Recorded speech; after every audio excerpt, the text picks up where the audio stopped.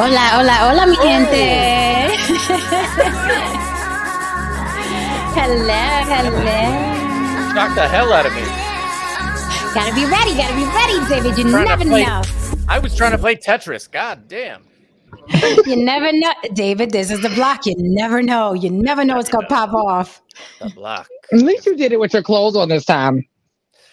Well, How is everybody? Happy Friday. We made it. We're here. Happy Friday. All right, now. How is everyone? Welcome to another episode of On the Block with Jen. I am YouTube and your favorite devil's advocate, Jen, hopefully. Happy Friday. Welcome. Good to see everybody. Front of the house, back of the house, in the chat. Chat, hold us down. Don't forget, I am On the Block with Jen on all social media platforms. On the Block with Jen at Gmail for business. Without another feather, let's get into this Friday. We're going to have some fun tonight. We talk about heavy things all week long. Okay. Tonight, you could take the gloves off, relax, unclip the bra, get the hair down, or put the hair up. We're gonna have fun tonight. Okay. We're gonna if you're watching this, you're gonna get to know your panel a lot better. We're gonna do a Q&A. I expect us to answer honestly if we can, or skip and chat. You can also answer in the chat because we'd like to know you better as well. So feel free to throw the answers in the chat. But first, we're going to get some meat and taters. We're going to do how far would you go to save your relationship? How far would you go to save your relationship? Because we've done a lot of odd things to save relationships. I'm sure all of us have. Okay. But, let's introduce the beautiful panel first, and then we'll get into it. All right, I am Lily of YB Limited. Sorry, my cat just wanted to use me as a scratching post. I am Lily of YB Limited. That's the letter Y, the letter B, the word. The letter Y. Right. Look, I know that guy. now I'm surprising the shit out of people. Kind of sounded like David. Okay. The letter Y, the letter B, the word limited, the way it is spelled here on the screen. You can find me on Instagram, Facebook, TikTok, and yes, here on YouTube as well. I am a makeup artist and turned model / actor, and somehow that led me to here on the block with you. And I am Heron DeMarco, musician and producer. And the reason why your baby mama ain't been much of a nuisance in your ass for the last couple of months. You're welcome. Oh my, shots fired. You can catch me on Dangerous DeMarco on Instagram, and you can catch me as Heron DeMarco under Spotify and Apple Music. A hard act to follow, Karan. God. All right. I'm David Hand, sometimes known as Mr. David Hand. Don't get lazy. Spell out the Mr., or you won't find me. So I was minding my business one day when I was 50. A model scout found me, and next thing you know, I'm walking runways at New York Fashion Week. So follow me on Instagram because that's where I do my thing. If you, we're gonna grow the other channels, but that's who I am. Grumpy Gen Xer. Let's go. Yay. All right. Welcome, everyone. Good to see you. How's everybody feeling? Are we good? Are we good on this Friday? I am excellent. I am on little sleep, but you guys always seem to be my little shot of caffeine or adrenaline. So here we are. That's because I have a massive shot of caffeine before every show. I just got the Pepsi for now, and then I'll do a little protein later on. Thank you, Kevin Samuels Ghost. All right, guys. So the thumbnail tonight, let's get right into it. We could talk about our personal experiences or what we think in general is fine. You don't have to reveal all. I know some of us are probably going to write books in a couple of years, and we may want to save some secrets for the book. Who knows, right? What's that clicking? I hear clicking. What is that? I heard it clicking. You heard that? Is it my earrings? Yeah, I think it's earrings. Okay. I'll remove those. No, wait. Go like this, Lily. It's not the earrings. Taking my shit. I got nothing on. It's not the earrings. It was like a little clicking. It sounded like a pen. All right. Well, we don't hear it now. We hear it again. We can mute our mics one by one, or mute our mics until we speak. So tonight's thumbnail. How far would you go to save your relationship? How far would you go to save your relationship? Now, I know people looking at that picture and they're like, can BDSM save a relationship? Is that what that looks like? But it can also be the other way around? Are you a couple that's into BDSM and maybe you should stop to save your relationship? Why would you do that? Ah, maybe somebody got tired of the whip. Maybe someone lost the keys to the handcuffs. Go. That sounds like a personal story. Yeah, there goes Oh, that noise again.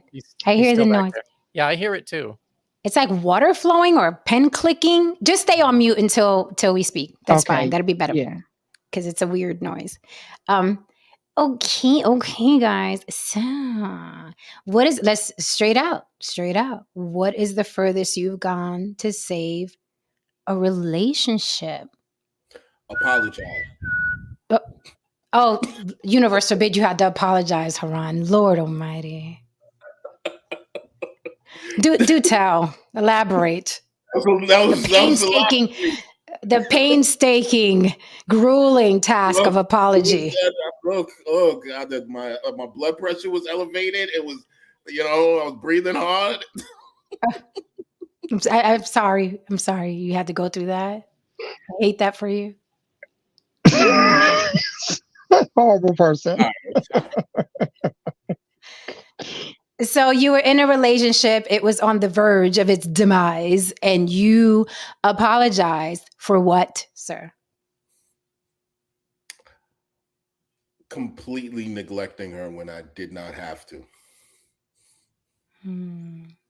So why'd you do it? Just basically, I admit there's moments on here that I admit on the block where there's been times in my life when I've just been a piece of shit because it was free. Because it was free. Because it was free. And this is in my younger years. This is in my younger gigging years where, money's flowing. You got chicks all over the place. You're ducking panties and you think it's always going to be this way. And, you realize one day, especially when you see your first gray hair, but no, it's not always going to be that way. Was it the gray hair that did it? You're like, oh shit, it's happening.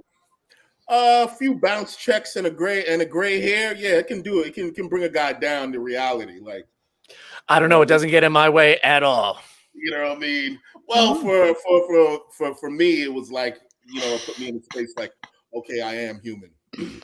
Yeah, I can be. Hey, look, I'll give you something very, very, very shocking. I can be a little bit arrogant. No, I would have never. No, Haran, how? Wow, this is. Am I on the right stream? Right. I can be a little bit condescending. Not you, Haran, condescending. I refuse for you to down talk yourself like that. Right, these lies. So, these things caught up to me after a while. And I realized that, okay, in order to function in a relationship and so on, I had to learn a lot of hard lessons about behaving like I'm in a relationship and not just being a person that's being adored. I love it. Confession night. Who's next? What's the how far have you ever gone to save your relationship? I think she's asking you, Lily. Oh, okay. You just going to throw me under the bus. Okay. How far have you gone? One of them accordion buses too, Yeah. The bendy one. Yeah, the bendy one. Right. That's like 4 axles hitting. Right. And then of course, with as honest as we can be, because a lot of us have done some strange things to keep a relationship. Like, oh, I don't want to lose this person. I'm just going to do this because that's what he or she or they want. Yeah. So I will say I'm not gonna go too strange, but one of the Friday, things... Lily. It's Friday. Why are we here then? I know, right? So no, I'll come back. I'll come to that one. To that one. Okay, but one of the things that I did was just go against my better judgment on so many things, and that shit literally left me homeless, broke, and inside of my first double spread magazine at the same damn time. So that's a horrible feeling when everyone's calling and texting you and talking about, oh my God, I'm so proud of you. And you're like, I don't have anywhere to live. You know, like I let this relationship literally run me into the ground, Mhm. and all of the decisions that led up to them, like to that particular situation, I knew.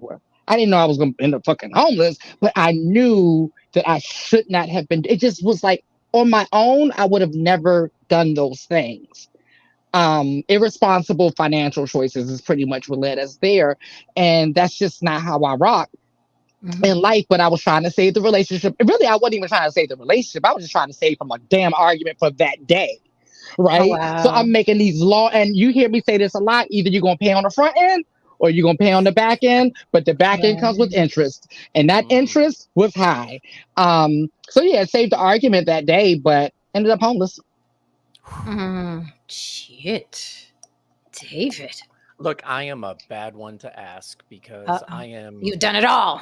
I am the Aquarius archetype. I love my favorite day of a relationship is breakup day, and I generally throw the Oh grenade my, over my shoulder and walk away without looking back. I Like an love I action it. movie. am I just love it. exactly. You can see it, right, Haran? Let's Yeah, get right. The those. I'm slow gonna green motion. screen this. Yeah, but I'm smiling Oh, that's and funny. I'm running away. So I don't know. I don't recall going to any extraordinary lengths because usually I'm so excited about ending things. Wow, that's different. So I guess with me, it's similar to similar woman shit like Lily. Like, oh, you want this, you want that. Okay, here's my money. You want my money? You want? Yeah, you want? Yeah. You know, I've gone pretty far, hit rock bottom, trying to keep a relationship. You're so neck deep in it that you're just like, okay, you forget yourself. And I think the key is to like, don't ever do anything to keep a relationship for someone else that's not going to benefit you as well. Change is good because sometimes you meet somebody and they're like you a little too much of this and that. You need to tone it down. Don't tone down shit and don't bring up shit unless it's going to benefit you once you separate and you're throwing the grenade, like David said. But I think that one of the most fun things I did that benefited me after was I did go to anger management to save a relationship because someone was going to get hurt. So I took myself to anger management. I volunteered for anger management. And that's something that I still use those tools today, believe it or not. So the Jen you see on the block would have been a lot worse. So I did that. I went to anger management because he was like, you're pretty angry. Like you have something. Yeah. I was like, okay, I'll go see about it. And I went to see about it. And yeah, I found out I was angry at anger management. Really? Yeah, that's what they saw. I What was did they like, do? really? Like, Oh. what did I they do? think they just took your money. I think they just took your money and told you were angry because I don't believe it. Right? Anger Me management. What's in angry. a name? Me. Right? Me angry. Haran, put your eyes back in your head, sir. His eyes shot all the way to the ceiling and back. Put them back in. I saw that.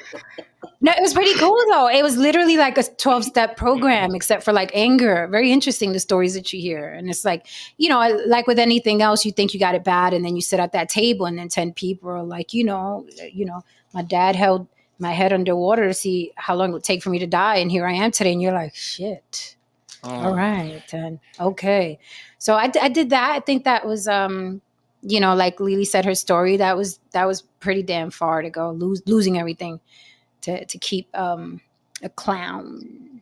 Yeah, and I mean everything. Like I'm talking when we met, and what's crazy was I hadn't started my business yet, right? Well, no, I did by name only. It hadn't had a function yet. It just had a name. YB Limited just was a name. Mm-hmm. But I had like just like a regular 9 to 5 job, but I was good with my money. And so I had like 3 bank accounts, and I had a little prudent reserve and had my little car that was paid for, just a comfortable, chill life, nothing extravagant. And like I said, it ended up homeless, penniless, overdrawn in all of those accounts. Yeah. Like it was horrible, and I was so skinny. I didn't realize I looked like I relapsed. I'm like, why didn't no one ask me if I was on crack or something? Like it was bad. Yeah. It gets scary. Haran, you were saying. Yeah, that thing that you said, like when you go to the meeting and if you heard someone say, my dad held my head underwater like a while. For Did your me, dad like, actually do that? oh no, for me, if I heard that, I'll be like, wow, my shit's not that fucked up. Okay, I'm not angry anymore. I'm a little happy. Okay. Can I go home now?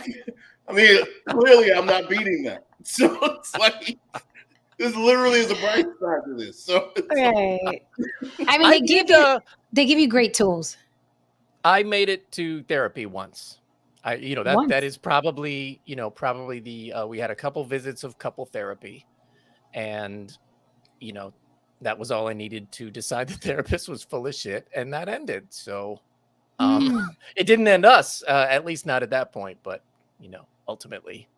Did you do did you do what people usually tell you to do? You got to keep looking until you find a therapist that suits you, that matches you. Look, you hear that from everybody, but God damn it, and I have a therapist now. I'm happy with the therapist that I have now, but that process, go slit a vein open and cry and let them know your inner soul, and then find out it's not a good fit. Like, I've been through that. I'm like, that's the worst part of therapy. You get months in and you're like, I'm not going anywhere with this. We are not a good match. You don't get me. You don't understand my perspectives or anything like that. So I think, like, one of the things that I did successfully this time around is I looked for someone demographically more like me. You know what I mean? And that, yeah, pretty sure he's gay, but he's a dad, my age-ish, that kind of thing. So it's a better fit. Because I would ask, how do you know when it's a good fit? See, like, if I went to therapy, I wouldn't know what a good or bad. I would have no clue if this person's good or bad for me. Like, how would they respond to me? Where I would say, like, "Oh, this isn't a bad person," when they all kind of like textbook. You know what I mean? Yeah, some of them deviate from it, but like David said, that's what I've heard. That I like the ones that deviate and have their own type of spin on it. Because you know how I don't like establishment shit. But then the other thing is, I've learned through other people, the demographic thing is very important. Like, if you're queer or if you're black or if you whatever, like, just try to find someone that fits that mold, because they could, there's just little, those nuances from being a parent that someone that's not a parent is just going to overlook. There's going to be blind spots for them. So. Oh, okay. Interesting. I only went to therapy twice. I would have continued if my therapist at the time didn't call me and say that, I think you need to schedule more meetings. And I was a little like, I don't know. I was like, is this guy trying to take more money from me? You know what I mean? But then he was like, no, because he was like, you have some trust issues. And I was like, ironically, I didn't trust the situation. But you know what I mean? I was like, I don't know. You know what I mean? Like, I didn't like the whole sit down and like, I'm just not that kind of guy. I just don't think the whole therapy idea is for me. Like, it's like, I'm kind of a dude like, yeah, did you die? No, then it was a great crash. Yeah. Like, that Launchpad McQuack statement? Like, any crash you can walk away from is a good crash.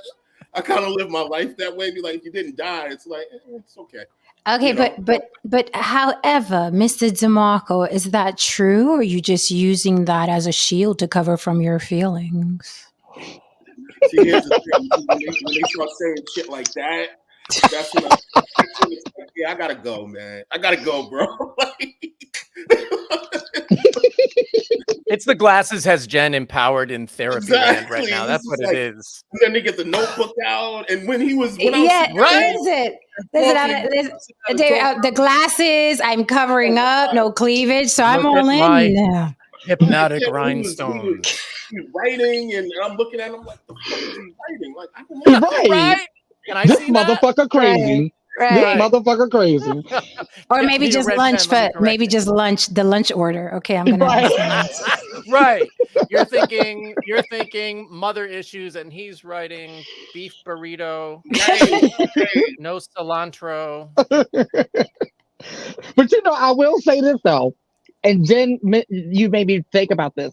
I got way more out of anything in 12-step program versus therapy, because 12-step is more personalized to you. It is so personalized. Like, there's no such a thing as a cookie cutter 12-step process. So now that changed my life, hands down, like hands down, so many different ways. Therapy for me was like kind of like a cleanup. It was just Hmm. kind of, just clean up around the edges and stuff like that, but it wasn't nothing major.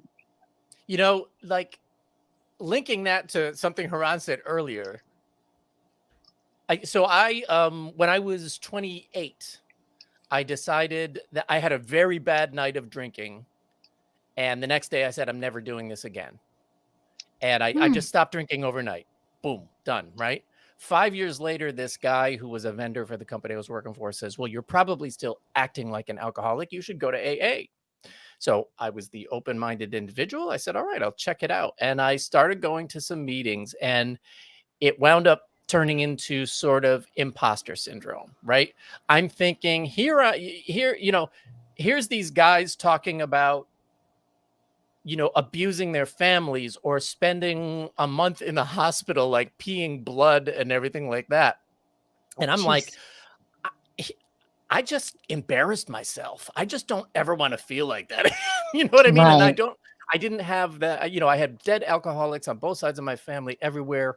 I didn't, for me, I just didn't want to go out like that. And I just didn't feel like, I felt like an imposter in the room, and I felt like I wasn't worthy of those people. You know what I mean? Because I was such a lightweight with my story. I was just like, fuck it. No more booze. The end. Right. Done.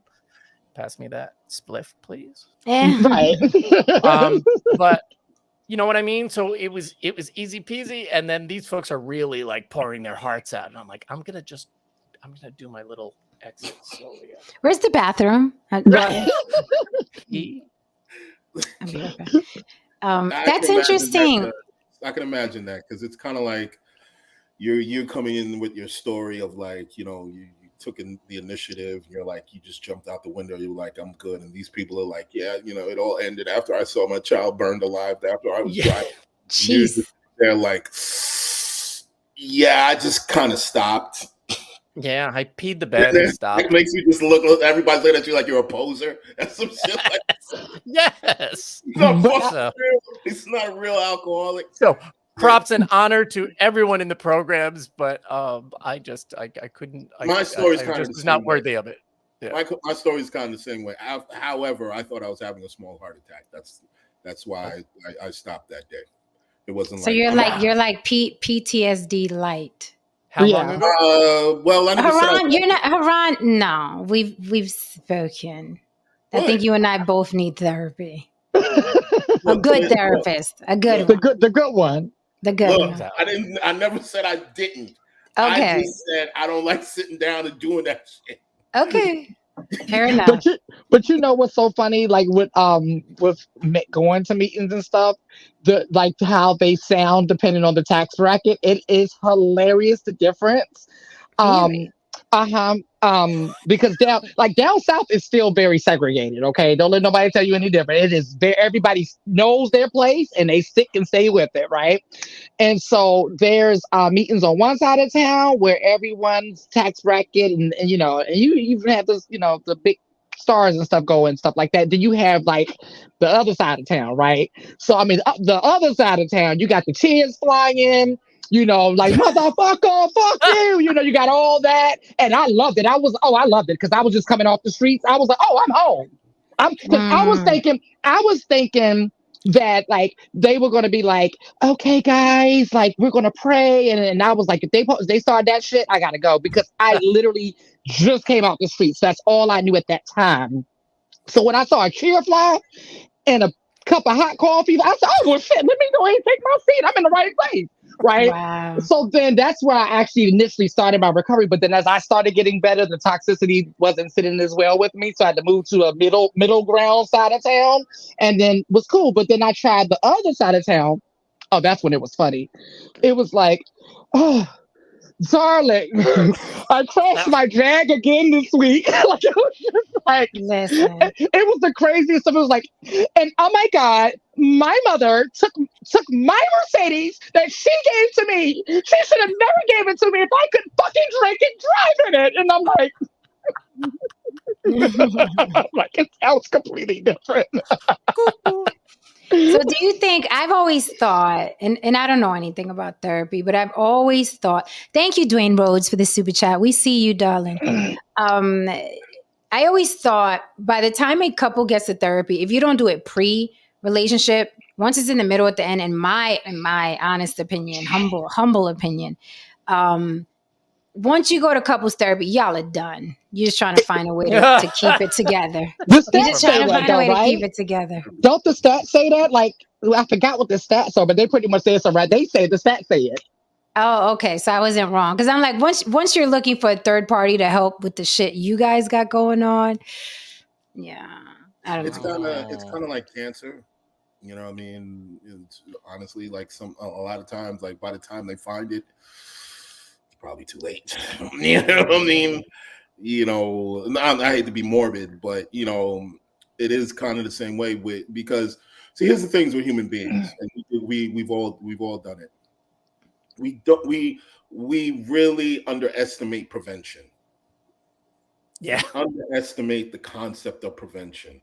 You wouldn't really need this couple therapy shit if maybe you brought her flowers a little bit more often. Maybe if you did this, maybe if you did that, blah, blah, blah, so on and so forth.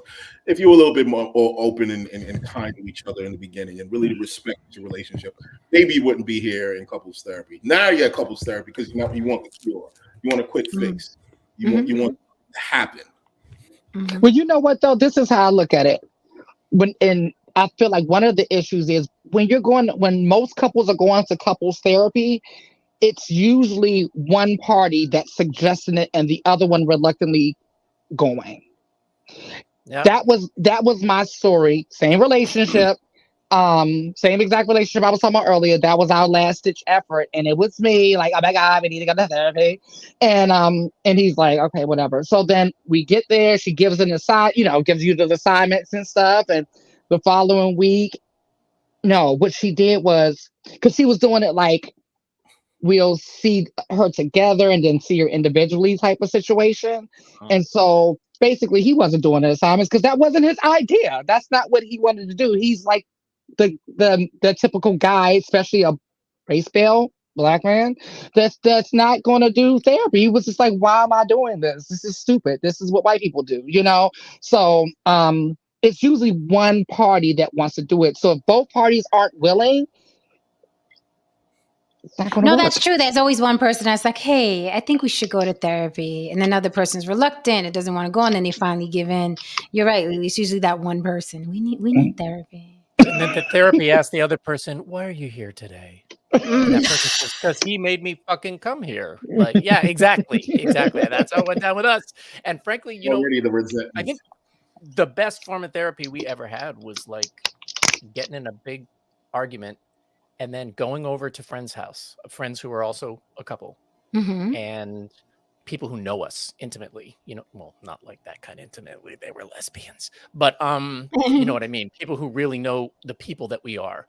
And that was a really beneficial way to go about it. I would recommend if you have close couple friends, that was a really cool way to kind of have a knockdown drag out in a safe space. Welcome, Mr. Justin. Hey, what's going on, everyone? How you doing? We were just going around answering the question, how far would you go to save your relationship? Doing well. I did go to couples therapy a long time ago when I was married. And it was right around the time that I started waking up to myself. And then also structures that were around me at the same time. And I was like, holy shit, this is turning into Let's Fix Justin series, right? And that's what a lot of therapy turns into. It's like, let's fix the man because he's the problem. However, they fix it on the surface, right? Fixing the man usually, the man, if he's leading the relationship, right? Then you can either lead her down a terrible path or lead her down a great path, right?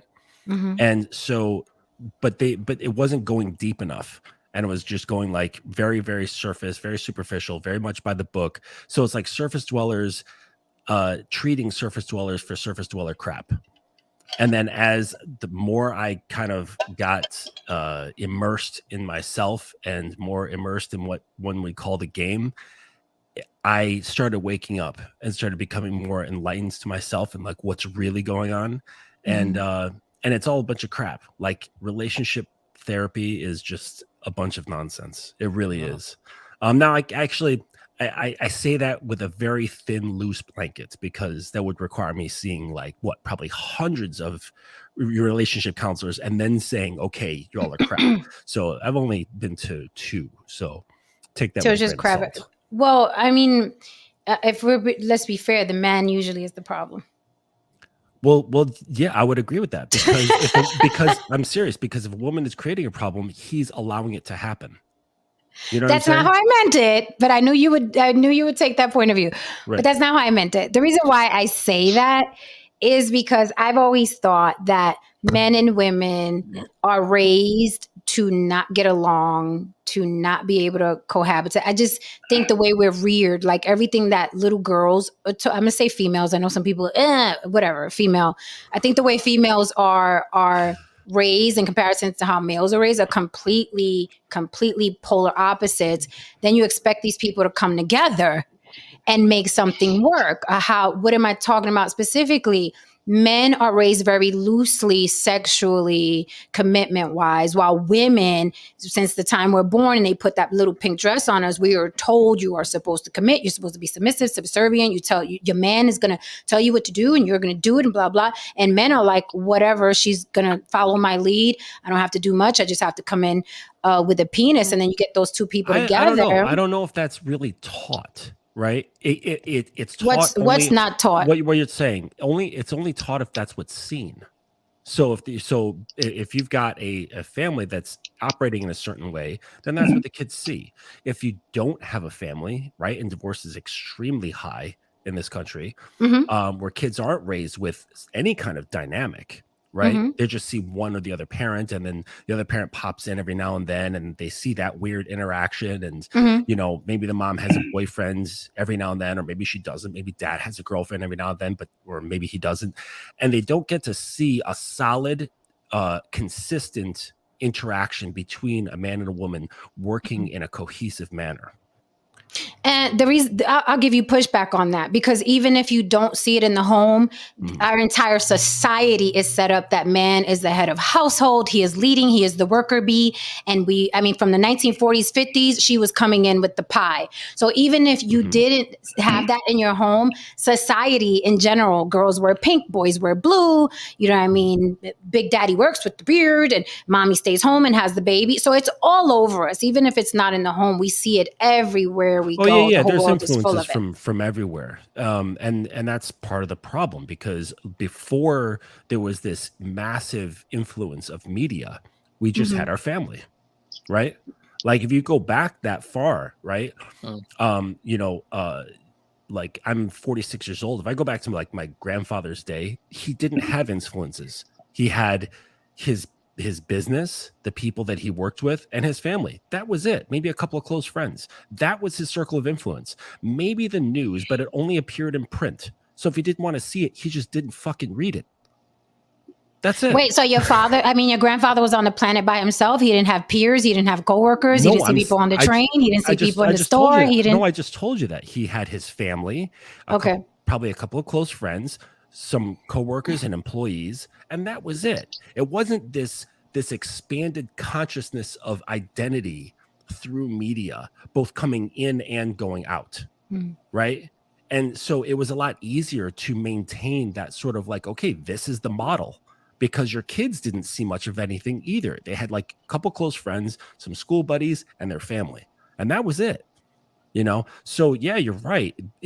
There's all these influences, and they're just as strong, and I would argue stronger than the things that are in the home, because these things are operating on a very deep psychological level, right? And we may have all seen The Social Dilemma and what's happening with that. So it's really fucked up, and it's something that I am challenged with my kids as well. Because on one hand, if they don't use it, they're completely disconnected, right? But if they do use it, they become addicts. So it's like, well, what do you do? Wow. Wow. That a little deviates from a point, but when Yes. I was Therapy. a while ago, years ago, I remember my child's mother wanted us to go to therapy. We were having issues. And I said, fuck no, I'm not going to no fucking therapy. Thought she was trying to chop my balls off. You know what I mean? That's what I thought, you know what I mean, the therapist would have tried to do. You know what I mean? And that's the main reason why I didn't go. Because I just, when it comes to therapy, me personally, you know what I mean, I just feel that that's just this room where their job is to fix you or make sure that you behave or function the way you're supposed to function in society. Then they try to shove medication down your fucking throat. You I know think. what I think you're making it sound like it's the boogeyman. You are broken. That's why you were there. Their job is to fix you. Literally, they get paid to fix you. I don't agree with the prescriptions. I'm not about the prescriptions. However, yes, they literally get paid to fix you because you're broken. That is why you're there. Your parents fucking break you. Society breaks you. And then, it's like, now what's wrong with me? Now, a lot of people don't like the word broken. Maybe bothered. I wouldn't say broken. Okay. Well, maybe not broken, but just. I mean, dysfunctional. okay, broken, tomato, bothered. I mean, something's wrong with you. Right. Well, dysfunctional is a good word. You know what I'm saying? Because it's You wouldn't be on this panel we're- if there wasn't something wrong with you. well, like, we're all crazy to a certain We're all extent. misfits. There's like Misfit Island on Rudolph the Red-Nosed Reindeer. I love it. You know, I it's must like work on it too. it's Jelly. I've been to this. I went to this one therapist. It was a number of years ago, and it was just for me, right? It had nothing to do with marriage or divorces or women or anything like that.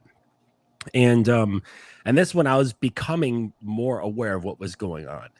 And he was going by the book, right? He was going right by the book. Why are you waving your phone every time I'm talking? I'm like, yeah, it has nothing to do with you. Oh, okay. I was just like, what is going on with their phone? But anyway, so we're getting to talking, and he's talking just like straight by the book. And so I start shifting the conversation, right? And I start talking about some of the things that I know. And then that starts opening him up, and I see these things turn on in his understanding. He's like, oh, I didn't really, let me hear more about that, right? Because I know he's married. And I start telling him some of the things that I know. And he starts kind of coming around, and now we start having a conversation as just two men, right? Instead of this therapist who's following this program and this patient who's supposed to be following along in line with that, right? And like Lincoln Logs, that was a more beneficial experience where when he got off the program and started talking to me as a person. And before I hopped on, someone was talking about Lily. I think you were talking about that. We're just getting off of this like prescriptive sort of this is how you get better, and started just coming at you more in their own style. I think that's what you said. Right. Yeah. Right. And then it's very individualistic at the same time. Like, I know a lot of their style is to ask you a bunch of questions about you. And not tell you about yourself. I do know that that's like the number one rule, is not to tell you about yourself, is to ask you a bunch of questions. So, it's you got to find what works for you. And that can include whatever, it could be therapy, it could be whatever. But, when it comes to the relationship, I firmly believe that, especially if you're going to get married, that you should do that prior. It should be before you can even get married. You should have to have a certain amount of hours or something. Because in the church, don't they do that in some churches? Like, don't you have they to have do. premarital? They sure do. They sure do. My mother's churches and my mom and my stepdad, they're the ones who do it, because they've been married forever and everyone looks up to them and stuff and they have been through a lot, but whatever, I mean, if it works for them. Check your DMs. I wanted to pull this comment. It may be extreme, but I agree with it. Jay Cavassier said,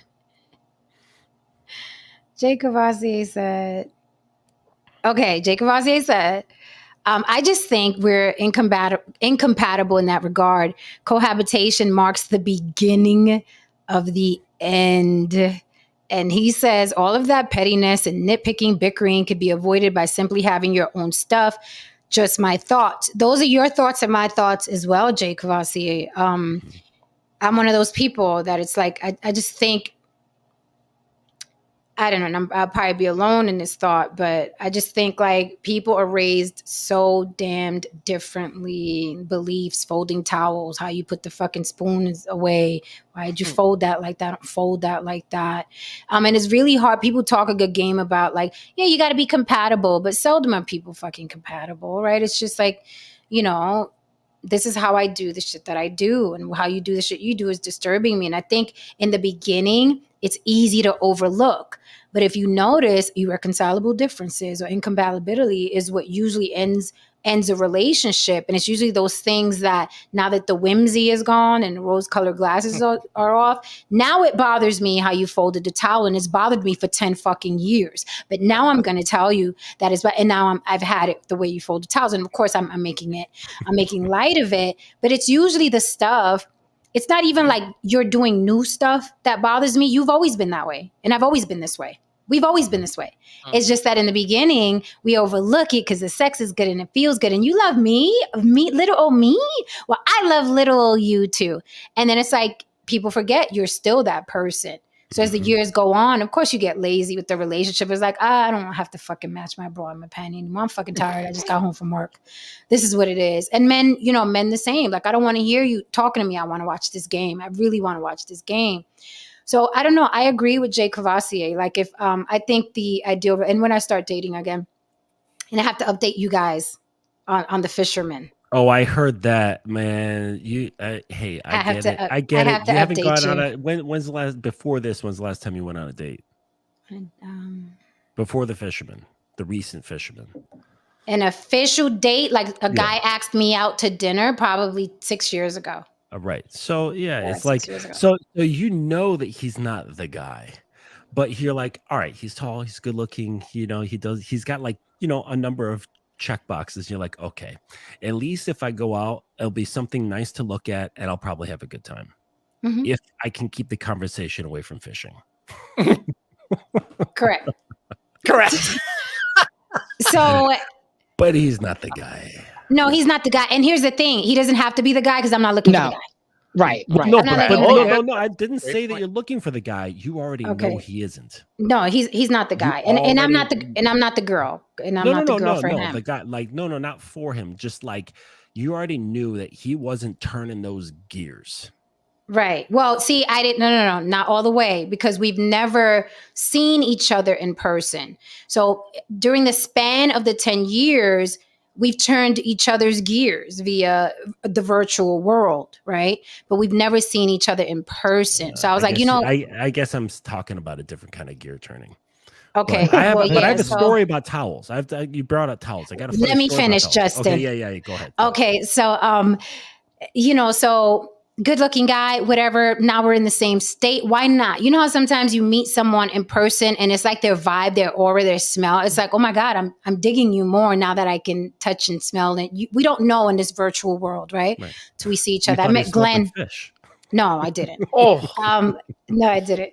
So finally, I agreed to the date. At first, I gave him a hard time. I was like, no, if I agree to a date, you're just going to throw it back at me and ask me where I want to go.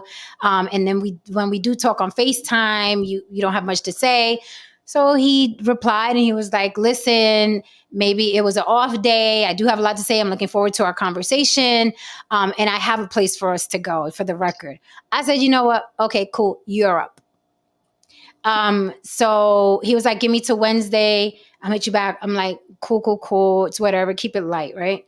And then he messages me and he says, hey, are you available Friday? I'm like, yep, sure am. 2:00. I said, yep, sure am. And then, on Thursday, and if he's watching, this is what you did wrong, darling. I'll let you know later. And then he finally texts me and he's like, hey, I want to meet at Joey's. Just the restaurant name. I want to meet at Joey's. I want to meet up at Joey's at 2:15. So I'm like, meet up.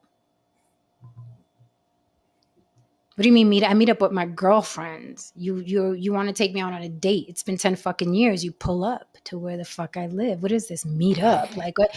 I meet up with my girls. What do you mean meet up? And then so I'm like, well, let me see what this place is, because maybe I'm just being an asshole. I'm from New York. I get that, right? Our default is asshole. So I'm like, let me look up this. Let me look up this Joey's.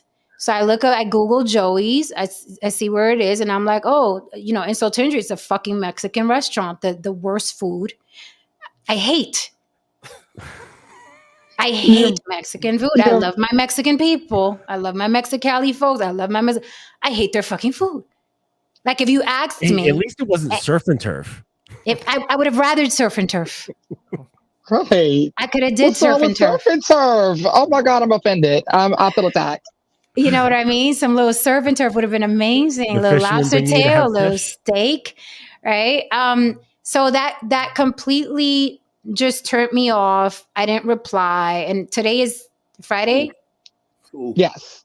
So we were supposed to meet today at 2:00. I haven't responded to him. I didn't even tell him I wasn't going. I'll hit him later. Ladies and gentlemen, what you just heard right there, this is what you call not being ready for prime time. He gave you the ball. There was wait a minute. He got the ball in his hand. There was a couple of seconds left on the clock. Everyone in the stands was sweating. Everything's pouring. It's like, yeah, Jimmy, this is your moment. This is it. It's gonna go in history books. And Jimmy throws it in the fucking stands like an amateur. Oh, and it's in slow motion. It's in slow motion. Right. Here's an example. Exactly. Everybody's like, yeah, Jimmy, I knew you were a fucking loser. I knew you were a fucking moron. Damn. So the truth of a colleague of mine says the truth is always in the words that you use. It's always there if you look at the right way. And what I mean about the gears turning, right? Jen, you said, I finally, something along with the date. You said, I finally said yes. Mm-hmm. Okay. Now, us three men, we've been with women who wanted us so bad, they'd run across hot coals barefoot. They would not be saying, they haven't said, I finally said yes. Guys, what happens when the woman says, I finally said yes? What does that actually mean? She's not into you. She's not that into you. Exactly. She's not turning your gears. Because if they do, you bring that RPM to red line. That's the same shit I said when I saw that. And it was right at the beginning. You said, I finally said yes. When I saw that shit, I was like, "Oh, he's out of here." Yep. I knew he wasn't gonna make it. You've known before you even said yes. I knew he wasn't gonna make it. See, anyways, but because I'm not looking for a husband, I'm willing to have like a good time. Like you can go, yeah, you can go. You can, but here's the thing: we can meet in person. His conversation may turn me on and flip the switch. His body, the way he moves, the way he walks, talks, sits. There's a lot of different factors. I'm not that into you. You're dead to me. I'm really like, let me see what you got. Right. Sure. You're giving him a chance. But I think right. But here's the thing. My gut's also been wrong. Okay. So that's why I don't follow my gut, because there have been guys that I would run over those hot coals for and dance on them, and they turn to be shit, like complete and utter shit. So following the moistness in your vagina isn't the win either. Trust and believe. Yeah. I understand what you're saying, and I know what you were going into it with. I understand. But you brought up towels, and I got a funny, because you're talking about the towels and the 10 years. And then, after 10 years, you're like, fucking killing me the way you fucking fold the corner like that. I hate folding the corner. Just fold it straight. Yes. So I was dating this girl. This was a number of years ago. And she comes over to my place. Right. And she was coming home from work, or she came over to my place after work. And she says, can I take a shower? Right. And this is the first time that she's come to take a shower at my place. I'm like, yeah, sure. There's a clean towel on the railing. Right. It was like one of those where there's like that aluminum bar that is attached to the wall. It's a couple of feet long. She takes a shower. She comes out, she's got some, she's putting on her lotion and stuff and putting on some comfortable clothes. And I go into the bathroom to take a piss. All right. And I look over and I see the towel just jammed into the wall space between the rod and the wall.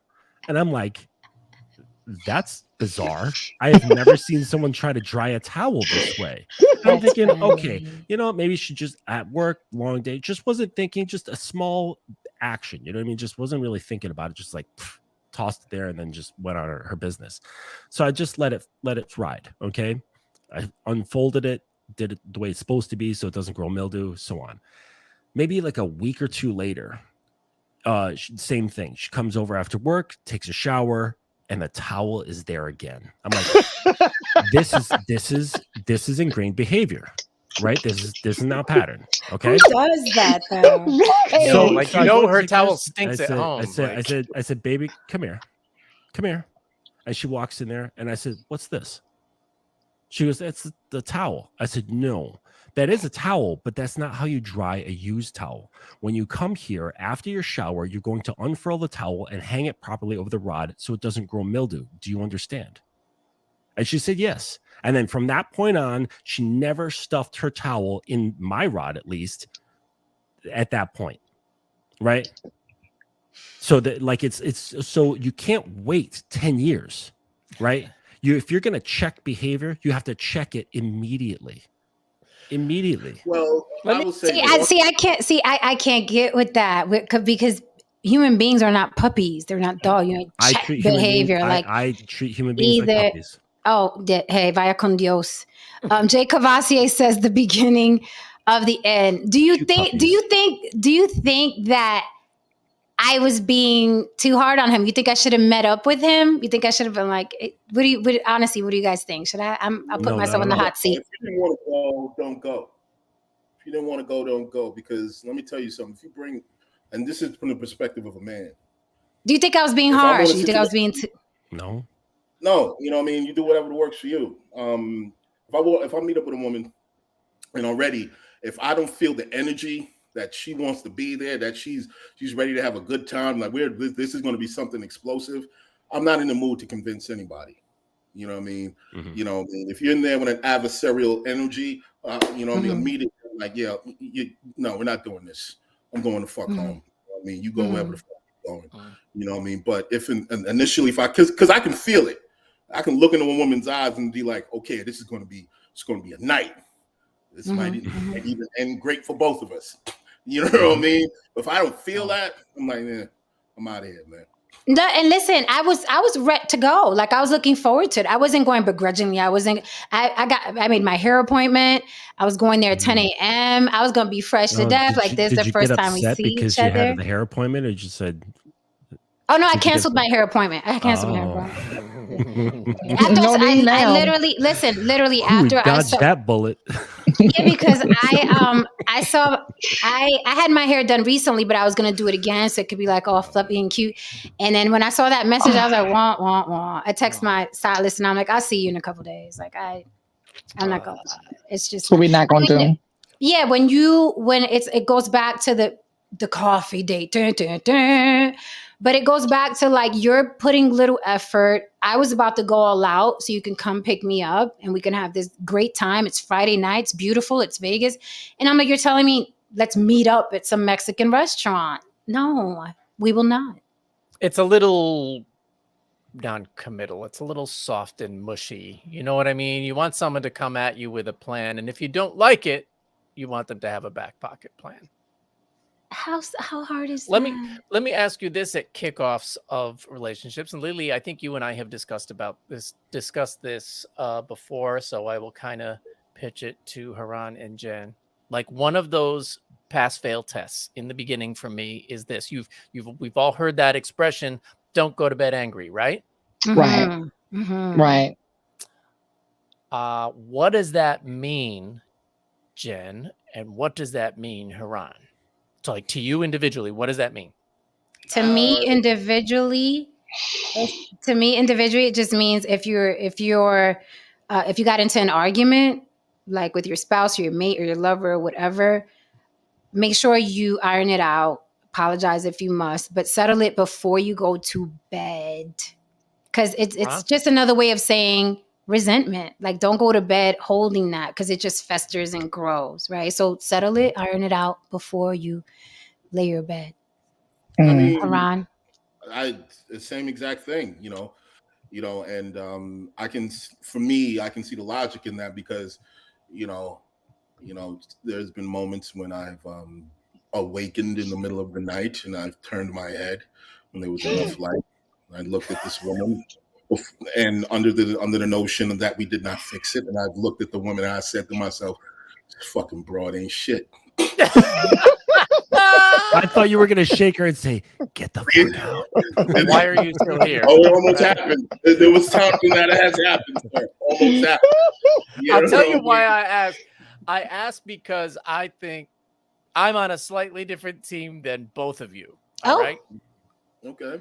My team is, it means this is not the end of the world. I fucking hate you right now, but I still love you. Mm-hmm. And if we stay up all night hashing this out so that we don't go to bed angry, I'm just going to keep getting angrier. And then I'm going to grab those Aquarian grenades, toss them, and it's going to be scorched fucking earth, period. Right? Oh, okay. Oh, yeah. As opposed to, I still love you, even though I fucking hate you, and the way you fucking chew. But let's just get a little bit of rest so that we can approach this with cooler heads, once we've had a little bit of rest. See, David, I'm like that. That it's a beautiful thing. I'm he's like not that. lying because I've seen him throw a grenade. That's why I was laughing because I'm like, I can relate he's telling the damn truth. I've got an So I Aquarius, can- Aquarius moon, so I understand what you're talking about. Yeah, so I used to be that other person where it's like, we're gonna fucking talk until we don't have a voice and the sun comes up. I give zero fucks. We're gonna iron this out because I'm feeling away. Now Yes. at this age, I'm like, you better let me walk away for a couple days. And then I'll come back, cooler heads prevail, and we can settle this. But right now, it's not good. But, when you're young, you're panicking. Like, if we don't fix this right now, it's all going to turn to shit and we have to iron out. Now at this age, I'm like, just let me breathe for a couple days. Don't do the texting after I say that. Don't do the calling after I say that. Don't do the DMs after I say that. Give me a minute. And it's interesting how many men won't give you that minute. I used to always think it was just women, but men also do not give you that breathing room. They get into a panic. Jay Cavassier says, I kind of feel bad for the poor schmuck. Maybe he means well. Other people are saying the effort wasn't there on his part. Amin Morris is saying definitely would have pulled up and scooped you up like ice cream. Miss Ruth says I think he was scared. I don't know. It just didn't. I just thought at our age, you should just know better. Like, it's like you ask a woman out, you go pick her up. It's one-on-one. It's right. If you're watching this stream, sir, whatever energy you're feeling right now, you take that to the ocean, to the sea, wherever it is where you fish. You go cast a line. You go take down Jaws, bro. You go find a fish and get you a dolphin. I don't give a fuck. You go take that energy. Marlin. Exactly. You go take that energy and you go get you a bucket of barracudas and you scream to the skies and said, "This is what you gave up."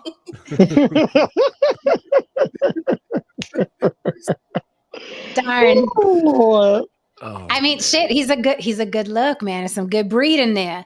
But I'm He's just definitely like, a good look, Jen. he's a good look. But I'm like, every time, like I try to like, hey, okay, it's like, wah, wah, wah. And I'm like, I can't even fathom. right, but what does that speak to? What does What that do you speak mean? to? You said every time he's like, and then want. What does that actually speak to? It doesn't speak to his looks. It doesn't speak to his height, right? It doesn't speak to his job. It doesn't speak to his wallet. What does it speak to? It He's speaks not to even- something deeper and more innate within him that you can sense, and you're like, ugh.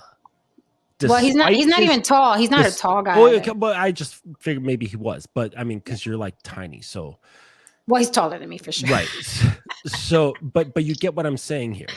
There's something Yeah. that you can sense as a woman. You pick up on just a something, and maybe you don't have a word for it, but you're like, ugh. And sometimes it's a bigger and sometimes it's a little one, but it's there. And you're like, no. And then it comes out, it displays itself in certain behaviors. Like for you, he said, I'll meet you at the spot. And it turns out to be this mushy Mexican joint, you know. Yeah. And you know, I named Bubba's or something. And you're like, come on. Another thing I like, another thing I found interesting about him was that he's a military man. I like men that know how to handle weapons and things like that. So I'm like, okay, you know what I mean? Protector, provider. But I don't know. I just, you know, Do you know how many pussies can handle weapons? Well, a lot of them, actually. That's why they get weapons. No. But I'm saying, but that's what I'm saying. It doesn't change who they are just because you know how to function a machine. I know that. I said that I just like military men because they know how to handle. Right, they're in uniform. They know how to handle. I don't know. I don't know what he would do in a gunfight. Would I have to pull out my Glock, or is he pulling out his? Yo no sé. I'm just saying. Initially, it's nice to. Oh my God, this man is in uniform. He knows how to handle weapons. Yes, the idea. And Jen, grenade. It's a crazy notion. Maybe you just don't fucking want it. Huh? Maybe just deep down, you just didn't want to really fucking do it. You just said to yourself, he was around for like 10 years. Yes. No, that's exactly what it was. But I was like, I'm not gonna lie. I was disappointed. I was like, fuck, I wanted to hang out. But you're gonna bore the fuck out of me. I can feel it. And here's the thing, I hate Mexican food. However,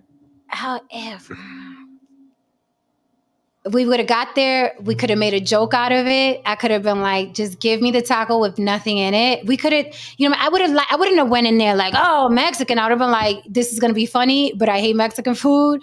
So let's help me with the menu. And I would have made light of it. But I'm just like, look, he's very husband mode to me. You know what I mean? And I'm like, that's supposed to happen 20 years down the line. And you're already in husband mode. And don't get me wrong. I've dated boring guys, but at least they knew to fucking pick me up. I've dated boring guys that looked really good, you know what I mean? But at least they knew to fucking pick. You don't tell a woman that I want to meet up. Like, you have a fucking car. Like, and he has his own wheels. He has his own wheels, and he said, "Meet me." He has a couple cars. Okay, and he said. Right, and even if it didn't, he's supposed to send you a car. He's supposed to send you an Uber or something. Right. Yeah. Now I am not. What I'm not going to do, and I'm clear about that. He's like, is your train pass filled up? Right. I was about to say, what I'm not going to do to go on a date, I'm not taking no damn train to go on no motherfucking date. I'll take a train anywhere else. I will take a damn train to Europe, but I will not take a train to a date. It's just not happening. I've done it. I've taken the train to a date. Me too, but what I'm saying now at this stage in this age, it's just certain things. No, now. Hell fuck no. Yeah, it's just certain days. It's just like, no, it's like you're going to call me a car because New York, everyone doesn't drive. So it's like, call me an Uber and, Absolutely. New York is different. And it's like, I meet up with my girlfriends. I have this little group where it's like, every once a month or something. We're like, hey, who's available on Tuesday? Let's grab some smoothie. Let's go to Town Square. We do the meetup thing. The girls meet up. So I was like, ew, no, sir. Oh, well. And I guess it doesn't make for a very exciting story like How I Met Your Mom or some shit like that. And it's like, what? I told her to meet up with me at a Mexican restaurant. He was a fisherman who told me to meet up with him at Bubba's, and that's when I knew he was the one or some shit like that. And listen, for the record, he's a professional. He's a sports fisherman, like the guys that compete. So it's not as hokey as the I'm just out here on the catch. Yeah. Yeah, it's not deadly as catch, but it's also not like I'm here to get me a little goal. I saw this reel where it was like a clip from a movie where this guy it was like some character was questioning him, like, why are you out here fishing? Right. And it was off of like a riverbank, and the guy was breaking it down. Like he's breaking down like all the reasons why. And it was getting like very deep and like philosophical and all this stuff. And I thought it was such a hoot. And I almost grabbed it and sent it to you, but I figured I'd wait until after date situation. Well, the date didn't happen. It's a Womp very womp. interesting thing, because if you think about it, if he tried for 10 years, to some It was a degree, long time. he tried 10 years to catch the fish that constantly eluded him. And when it was time, Damn. it was that- it was The fish he third couldn't act of catch. the second act That of the book of Moby Dick. You think you got everything you need, and no, sir, you didn't have the right bait. The harpoon didn't work. Everything collapsed, and womp womp. The end of the fucking story is your shit. Well, speaking of Tacos for one. your boyfriend James is in here telling you that you didn't submit, Jen. Meeting me there on the first date is an act of submission. Not picking me who? up is an act of femininity. You're acting like a woman, James. You're a man. You fucking pull up on your fucking horse with your sword. Say, "Come on, woman." What do you mean an act of submission? That's corny. That's like Manly unman I've seen on the panel yet. that's corny. What do you mean an act of submission? You haven't even presented yourself to me as someone that I should submit to before But you then- even. This Come on, is Mr. guys. Choose Better. This is Mr. Choose Better. So they, on one hand, they're telling you to submit from day one with nothing to submit to. But then so let's just say you did, right? And then you're in a fucked up situation. You're like, choose better. Well, motherfucker, which one is it? Like, y'all pick and choose. You choose your battles. What is the criteria? No, it's just one. Listen, I don't ask. That's a good question, Haran. What is a good criteria for submission? For all these people who wants the submission, what is a good criteria? Is it just your penis and your presence? Let me know. What is it? Yeah, seriously. What is it? I really would like to know. Can you what is leadership to you as men in the chat? What is leadership to you? What is an incentive for submission for a woman? And if you think it's just because it's you have a particular genitalia, and by it is your birthright to lead, then you really have a lot of things misconstrued. It's not your birthright to lead. You have to. And I get. Listen, I get the whole submission thing. Submission is sexy, but you have. What am I submitting to? All I know is that you fish, and we've been talking online for 10 fucking years. I don't know. I haven't seen anything. What do you?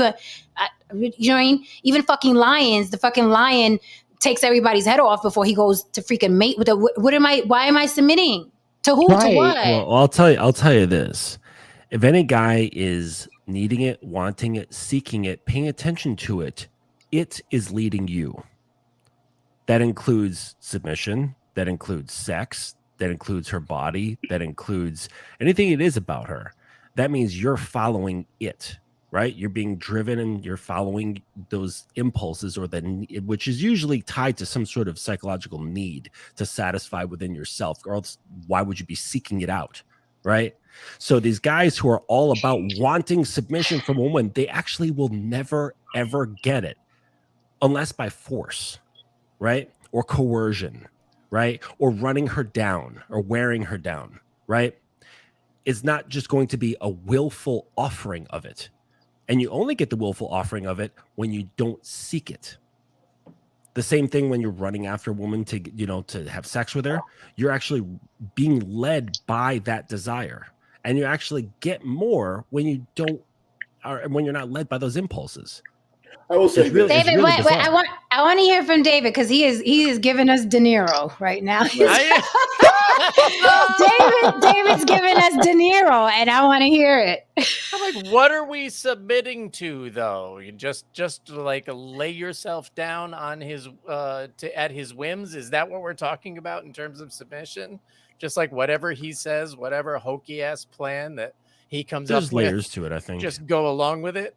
There's layers to it because there's very superficial submission, which is just like I say to do something or whatever, and you just do it, and it could be just something very simple like turn off that light, right? Or it goes way, way, way deep into the core of that person's essence and how they perceive themselves in relation to you, right? And all the layers in between. So it really depends on what you mean, because there's a lot of layers to it. Well, I'll say this. We'll play the metaphor game right now, folks. Okay, guys, listen. selling this to Jen. We're going to do the cart and the horse thing. All right. Okay. A lot of times, the way you guys talk in terms of submission, whatever the crazy shit you say, it sounds like you're literally, you know what I mean? You're literally putting the cart in front of the horse. Let me tell you how a lot of this shit works. Everyone doesn't, when you see a nice, strong, vibrant, healthy horse, sure of its direction, sure of where it's going, so on and so forth, and it's pulling a cart full of resources and a whole bunch of shit.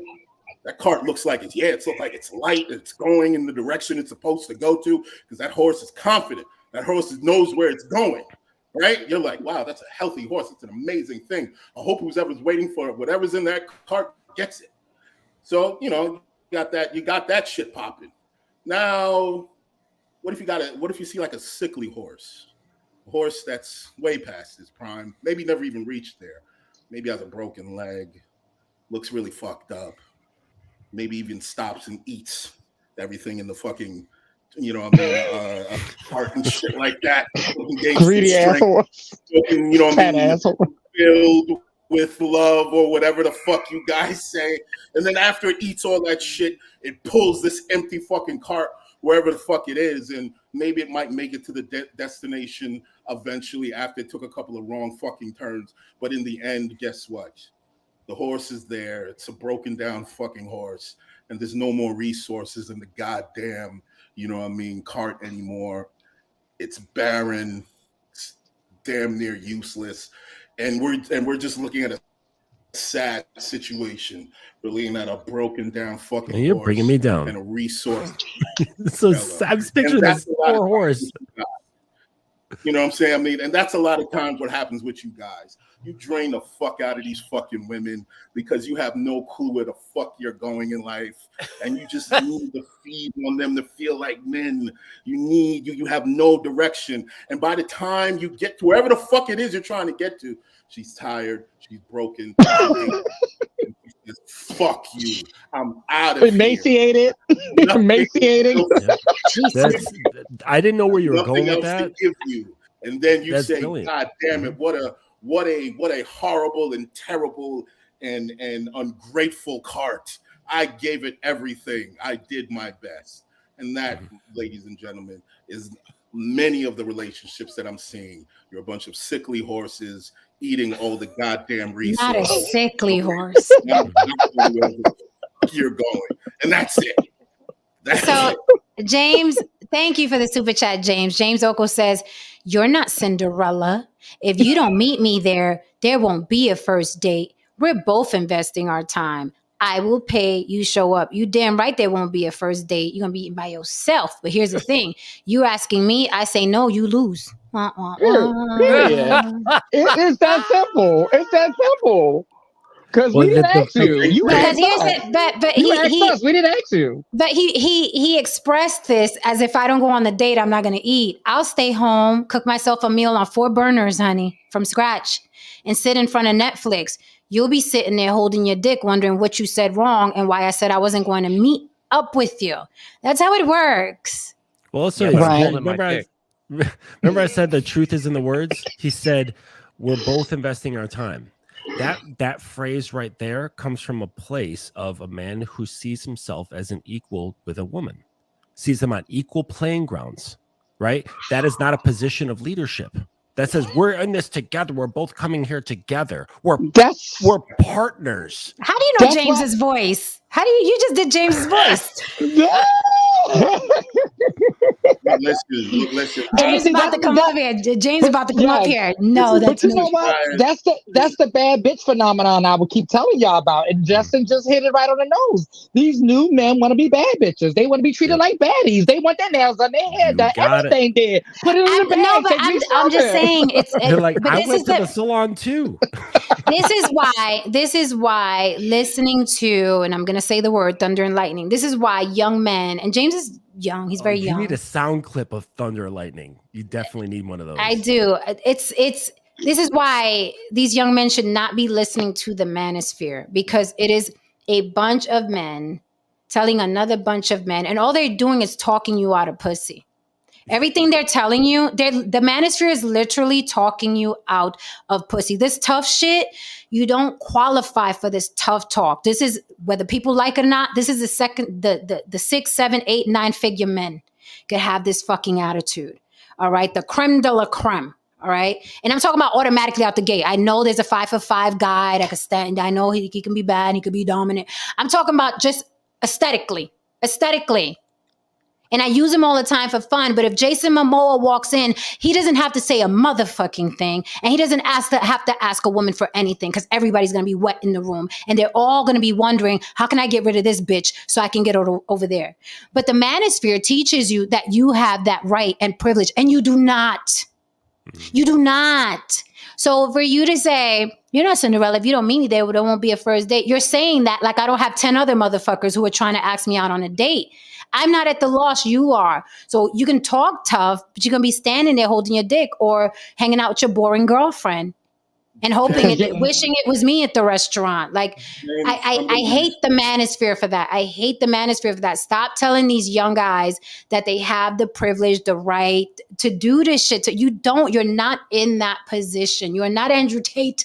You're just not. And not Prince Charming. Let me just give you Prince Charming. Let me just give you some advice for you and the rest of your ilk who's ever watching. Look, listen, man. What these manosphere dudes don't tell you. Look, all that shit you're talking right there, unless at the mere thought of you or when she sees you in public, if she's not looking at you like,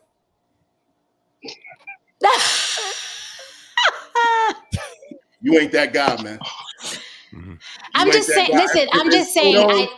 Those twinkly eyes. One of the greatest. I know one of those greatest things that a man experiences is seeing a woman's eyes get twinkly. Yeah. That is one of the most amazing things to observe.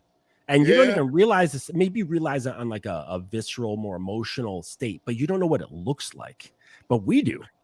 And it's one of the most magical things to witness. Here's the thing. Only one of two people. I love this comment, Perate. I love this comment because it shows that it's like, I feel sorry for these young guys because this is what the manosphere is doing to them. And only this statement applies to only two people, right? Let's read it again. You're not Cinderella if you don't meet me there. It won't be a first date. We're both investing our time. I will pay. You show up. Only two men could talk like that. A John, okay? Mm-hmm. A Trick. I pay, you show up. That's a trick. Or, even then, I might not show up after you pay me, but right. Or a man who's desired by a woman, and he could be short, tall, skinny, fat, long, broke. Say we're both vesting in our time. I'm not talking about vesting in time. I'm talking about I pay, you show up. When someone talks to you like that, that comes from, that's authority. I pay, you show up. So either you're a trick or you're a man that knows that you can talk to a woman like that and she's so into you, she's going to go. You think he's the man. You're just a man. Right? Because let me tell you, I pay, you show up. Depending on who the man is, that would have turned me on. Right. Depending on who the man is. The man. A lot of you guys have never really been around a girl and she has never acted girly around you. Oh my goodness, where are my manners? Oh my God. And you know what I mean? She's never dropped her napkin by accident, some shit like that. She's never like made herself rubbed up on you by mistake. Did the titty rub by mistake? Excuse me. Do you go to the gym? How many times do you go to the gym? See, none of you have really experienced that shit. Look at this other one, Darren Hilton. Bravo, sir. I'm telling you, the manosphere is leading these dudes into a barren land of no vagina. Nothing but tumbleweeds. That's right. And that's the article we read this morning said that like they're sexless. They're off in themselves and left and right, and it's because of all this. 63%, I believe, something along. I think it's 63% of men between the ages of 18 and 33, something like that. They're sexless. Yes, and loneliness, sexless, and that maybe they're asking women to meet up. And that they're doing that, Jen. They're doing that. They're doing that and a plethora of other things that they're getting from the manosphere and things alike, right? Mm-hmm. So, in our history, in our whole history, it has never looked like that. Like the sex, especially with young people was just fucking. Like now it's just like the fact that young people aren't getting on, but like the The over 40s, 90s we were crazy. what? You I have to you know. really you gotta you know something the manosphere ain't telling you guys. You have in order to talk like that to a woman for it to be effective, you have to get in her head. You got to get in her mind. Yeah. The manosphere is just teaching you how to get laid, and that's not No, how no, but women work. but That's how it's men not. work. But it's not. It's not. It's teaching you not to get laid, right? No, I'm saying Because that a lot of what the they manosphere is You're not defense. yeah, getting but laid he by it thinks being teaching. right. But he thinks these men, what's his name, James, and the guy who agreed with him, they think that the manosphere is teaching them to Oh, get right, right. They laid. think that's what. They Yeah, think right. that's where they're headed. Like, oh, so all I got to do is tell a woman, I'll pay. You show up. I said what you do what I say. They Right. really think that if you Right. talk to a woman like that, she's gonna be like, okay, right? That's Right. not. That's Well, not it Disney. goes That's back not to how it what I works. was mentioning before, right? Because if underlying those statements, right, is a desire to get sex, then you have if I could like copy a line from Robert Glover, you've got a covert contract, right? Mhm. You're trying to set something up without revealing your real true intentions and trying to skirt around and create this other layer of communication that is perceived to be happening, but really underneath it you're being driven by this other stuff, which actually makes you very weak, right? Like guys who are like driven by the achievement of pussy are super super weak, because that means you can be controlled. All she has to do is just show up and be pretty and like, okay, where do you want to go? What do you want to do? Right? Or the opposite, I tell you to do this, right? But you're still driven by the same impulse, right? Mhm. For that validation, because a lot of guys use sex to validate themselves, right? Because they can't do it on their own. They can't do it through the mirror. They need a window, right? They need what's outside in order to do it. So they focus on those external things. They cannot actualize it within their own being. So they need women to actually do this. And when they're actually having sex, they're not really doing it. They're just masturbating with another person. Like if they could, they had the size, they could just like pick her up and go like this.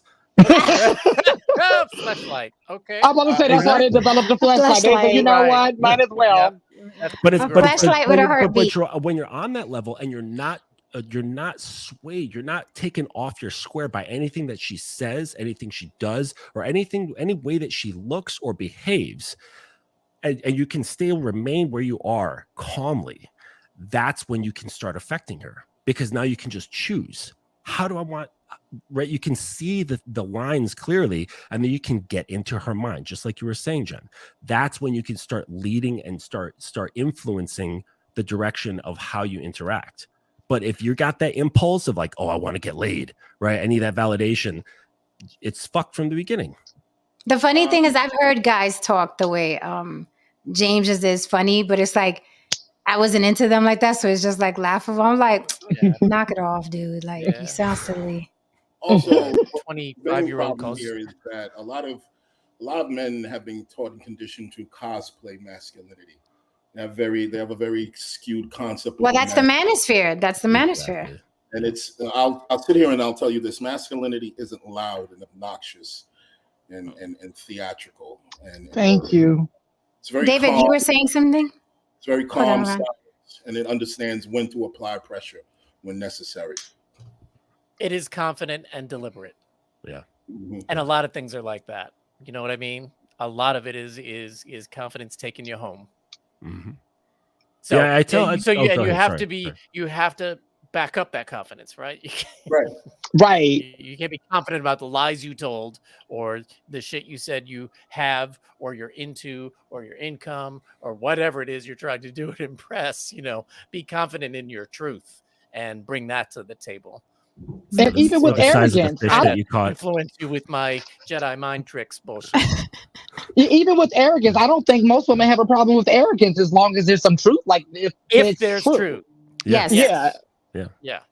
But that's what I'm saying. Like if you're worried about what she's thinking, saying, doing, and you're trying to get something from her, you're already starting off on that lie that you're talking about, because you cannot be honest. You can't sit in your honesty. You can't just be straightforward and direct, right? because you're worried about screwing up that thing that you're after.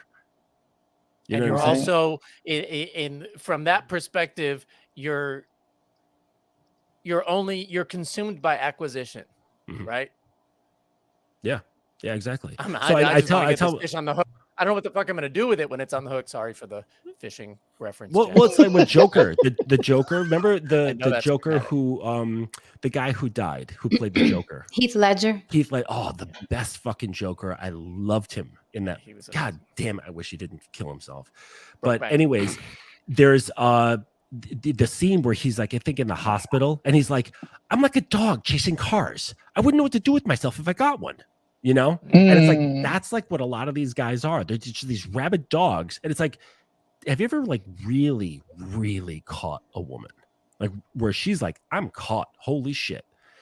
They would say holy shit too. They're like, wait, I didn't think I would get this far. No.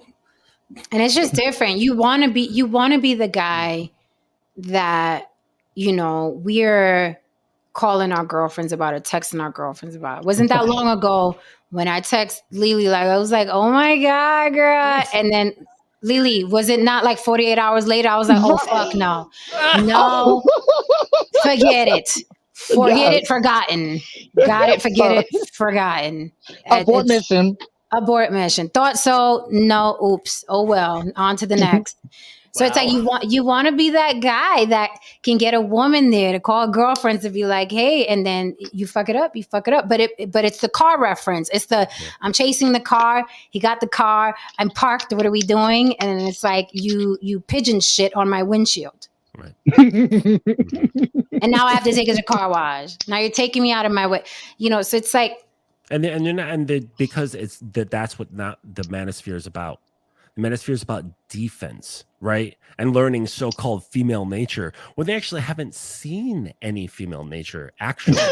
Right? They don't even go out. They don't even go out in nature. So they're behind the Right. computer. They do, but from the sidelines, they bird watch. They sit there and bird watch and try to analyze the behavior of the birds from a distance. Right? No. And they analyzing those titties. Right. And then they listen to other guys who have like authority in this space who are telling them what the birds are doing, you know, and they're like, oh, okay. All right. Yeah. And they start like looking at, but they're not actually out there like doing anything. They're not out there because it shows in the stats, right? They're doing fuck all. But even the guys that are quote unquote leaders, a lot of them dudes have been married for decades. So what do you know about the current environment and what 25-year-old girls or 25-year-old women fucking are doing? It's a different environment than when you married, you know, Mary 25 years ago. Shit, if you've been in a relationship for the last 5 years and got out of it today, baby, you're coming into a new land. Like this is a whole other world. That's why I had to ask you guys. Do people meet up now? I didn't know. No. I had to ask you guys. Remember, I was like, am I wrong? Like, are people meeting up now? Is this the new wave? Like, I don't. What is this? I would disagree. That that women haven't changed since they crawled out of caves. I'm talking about their core. Yes, on the surface, things, behaviors, choices, you know, jobs, opportunities, attitudes. Yeah, that all changed, but that's not a woman's core. At their core, they're the same. Okay, so I'm gonna have to push back, and I'm gonna tell you why. I'm gonna disagree. I'm gonna tell you why. I'm gonna tell you exactly why. Mm-hmm. This now we about to get a little deep. All right, so this is the thing. Men have been left behind in today's society, right? Financially, school, and everything, right? This has caused women to have to reach in and in their purses, reach into their drawers and put their pants on, right? Mm-hmm. Reluctantly, right? Now this has created a whole nother kind of woman. This woman out here now with the pants on that's reaching in her bag, she ain't the woman from 10 years ago, right? So these women are like, fuck your marriage, fuck your kids, right? Give me your money, give me your dick, and get the fuck up out of here. Mm-hmm. Right? Some of them are like, give me your dick, I'll give you some money to get the fuck up out of here. So this is a whole nother woman. Well, the things that you just listed, like when you're like counting your fingers, like with the, you know, the money and the education and those are, I just said before you spoke, I said on the surface, things have changed. Okay. But those women, who are they dealing with? the average men within the bell curve. Okay. And what is the average male? Right? They're boring. They don't know themselves. They're not leaders. They have no sense of identity, no self-concept. And they're emotional. They're easily led by pussy. They're easily led by their emotions. They're not getting sex. They don't know how to talk to women. They don't know how to engage their minds. They don't know how to tap into their core. They don't know how to fuck, right? They don't know how to fuck her without touching her, right? They're dealing with a large bulk of men. You know, if you look on a bell curve, that's what they're dealing with. And yes, yeah, everything you said is happening, absolutely. But it's because they're dealing with average males who don't know what they're doing, because they don't know themselves. They don't trust themselves. So it sounds to me, let me jump in here. It sounds to me like the core of the man hasn't changed. The core of the men hasn't changed, but women have evolved. It's not just that we have our own money now and our own house. It's beyond the surface stuff.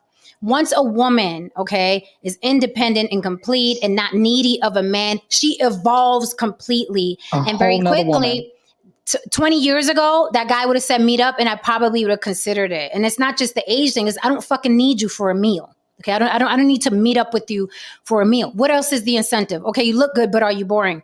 Women have evolved, and the younger ones coming behind me and behind my daughter, okay, they've really evolved. They see no need for an entire man in their house. They got the OnlyFans making 6 figures on fucking OnlyFans. Now people say, oh, not all the women.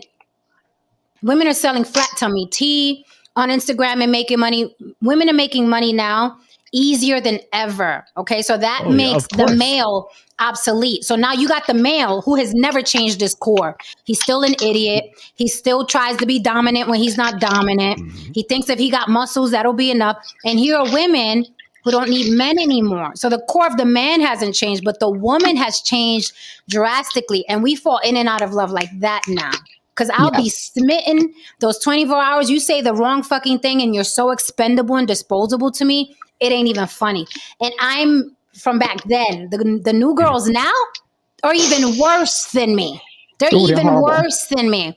So now they're in designer clothes from head to toe, and they didn't even have to touch one man to do it. All they had to do was shake their ass on Instagram. That's a whole different woman.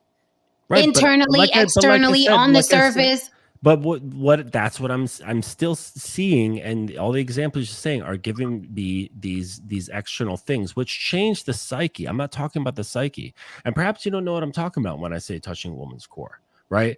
But what I'm talking about is creates a shift in how she sees herself, and only a man who knows what he's doing can actually do this. This is what I want, though. This is what I want. Hold up. Mm-hmm. It says she has moved past being a peer and is now dominant.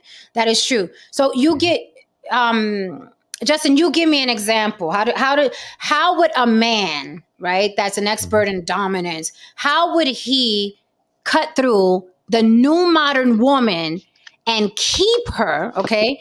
Keep her. And I'm talking about a regular woman. I'm not talking about a woman that wants to be a submissive and tied up and fuck me up, daddy. And I'm not talking about that. That's a whole different concept. There's a lot of noise going on. A lot of noise. But somebody's mic. Mute your mic if you're not talking. That's also external. Okay, so here's my thing. How would a man, because the man never changed, okay, Neanderthals still, all right? How would a man reach the core of a woman and then keep her? I'm talking about a woman that no longer needs a man, not even for sex. These vibrators, let me tell you, what they're inventing now is absolutely absurd. I love how would a man break through to her and keep her when there are thousands of men on Instagram right now who want her? There's a million some odd ways for her to make money. How would he keep that woman intrigued? Thousands of males. It doesn't matter. They're out there. It does matter. You're underestimating the aphrodisiac of attention. Women want attention. They are addicted to attention. 100 likes is now more attractive to a woman than a guy saying, meet up for Mexican food. She'd rather stay home, show her ass and push her titties, and she's gonna get more of an adrenaline rush and a dopamine hit if she gets 100 guys that say, damn, damn, baby, you look good, damn. She's made herself a superstar. You are now a superstar. So tell me, you're saying just males. Okay, so give me the man that's going to break through that woman who loves the dopamine of hundreds of men giving her attention. You tell me the man, because I know you're saying males. Right. So introduce me to the And man who's going to keep the and I've attention of been- that and woman. well, because I've been there. I've dated young I love women. this. Attention is the new man. No, attention is the new male. Attention Right. is the new man. Right. But Well, there's because- way more males out there than men Exactly. these days. Right. You know So- why it's the new yeah. man? Because women prefer attention over a man. That's why it's the new man. So it's not males. It's Yeah, the new man. It is because that's what males did, right? What do males do? They shower women with attention. That's what they've done, right? They send them flowers. They do this. They do that. They overextend themselves. They were the social media, right? And the girl in the town who had all the boys who were males doing the things for her, and she never did anything with any of them. That was the version of social media.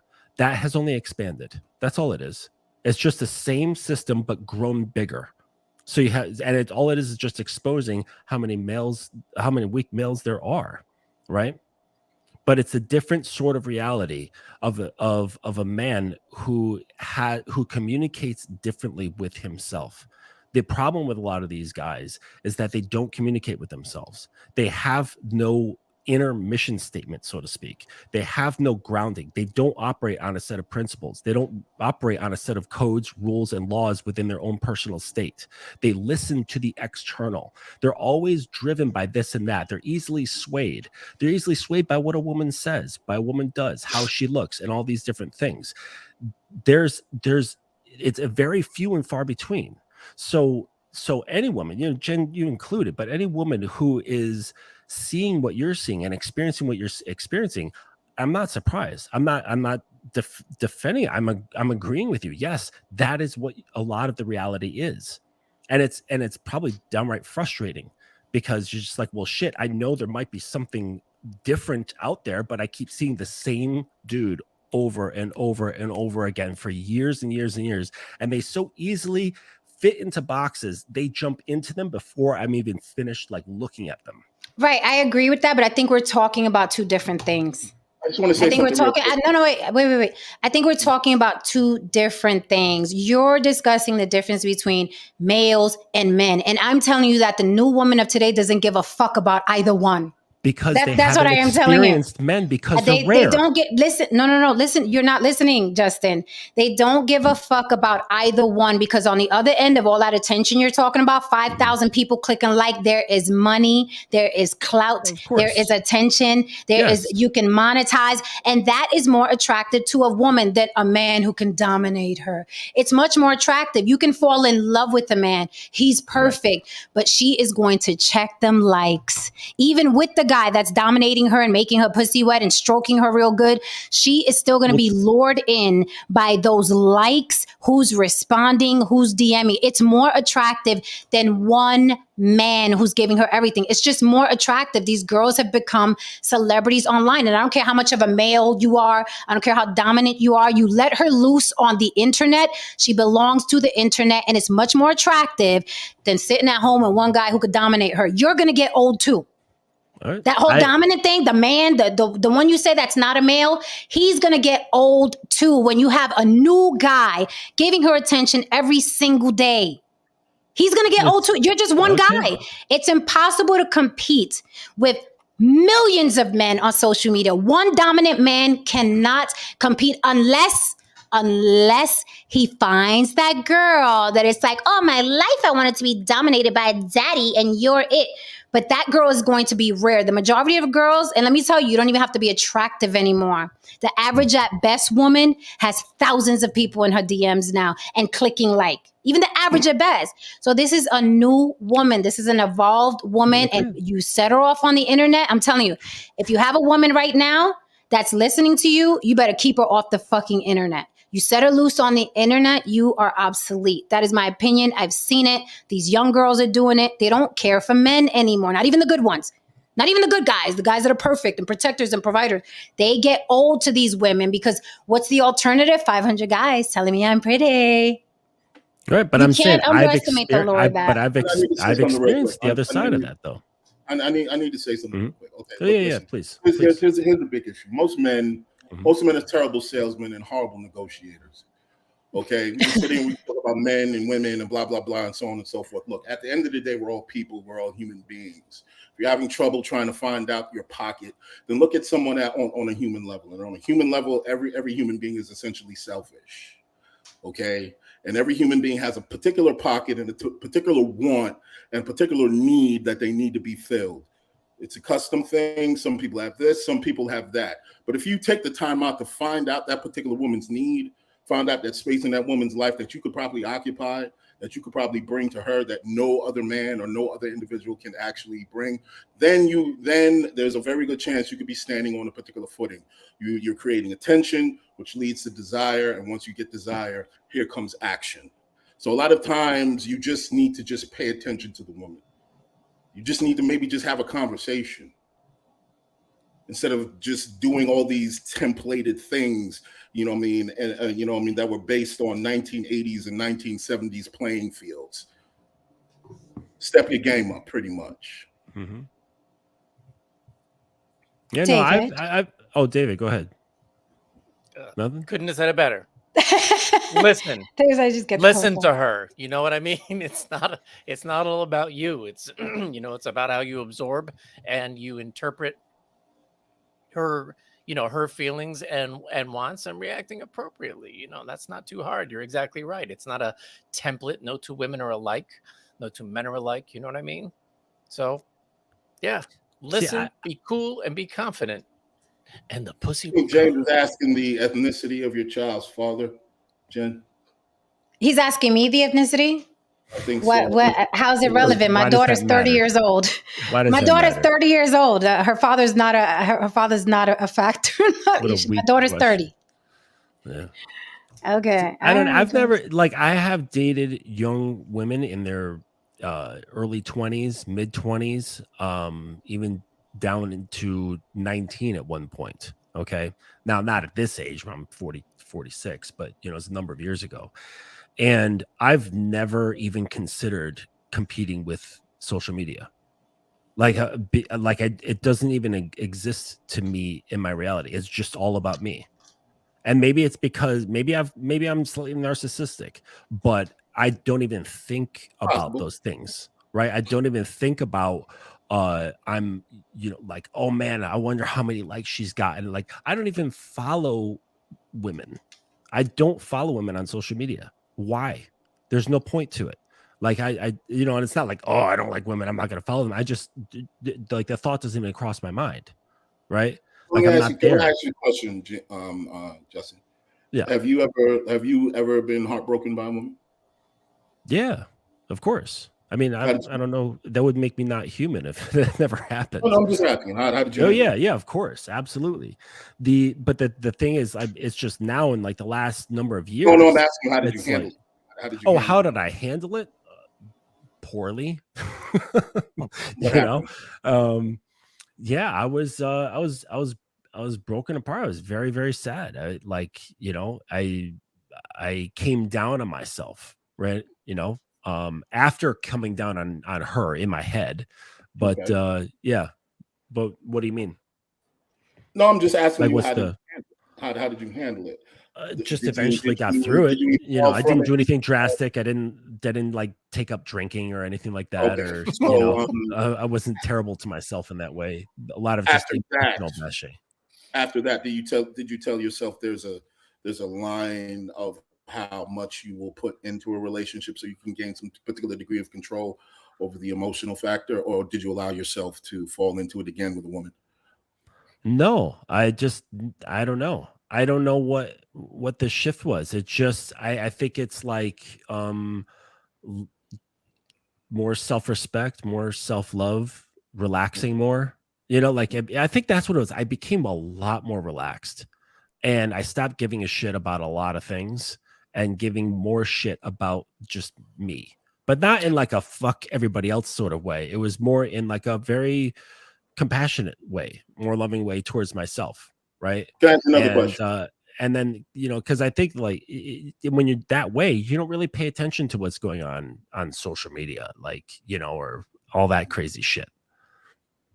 And just to be clear, I wanted to stress, I'm talking about the new woman. I'm not talking about us. We're all at the age where we're like, we're not chasing ass. We're not checking for ass on social media. Right, but You know what I I've mean? We're dated doing our those thing. girls. I've dated those girls. When you see, For but how, you for said, how but you long? said, For how but you, long? For how but you, long? And were they on social media?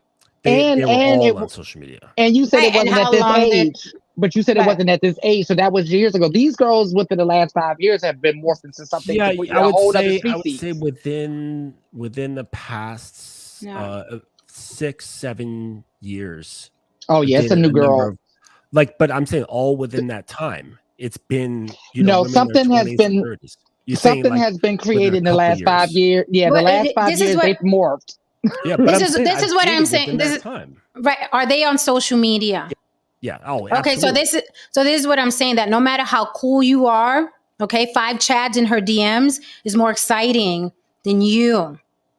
That is what I'm saying. That is the new modern girl. If that was the case, I didn't experience that. Right. Well, she's not going to tell you. She's going to tell her girlfriends, "Oh my God, guess who DM'd me?" This is free That's game okay. here. Like that's okay. Like I don't care. All I know you don't care. I'm just all I talking cared about is she doing what I've asked her to do? right. That's And it. I know you don't care, but I'm talking to all the men out there who Males. think that women are all the same at the core. Women have changed. That's what I'm talking No, to. don't paraphrase the thing that you don't know what I'm talking about. That's not what I'm talking about.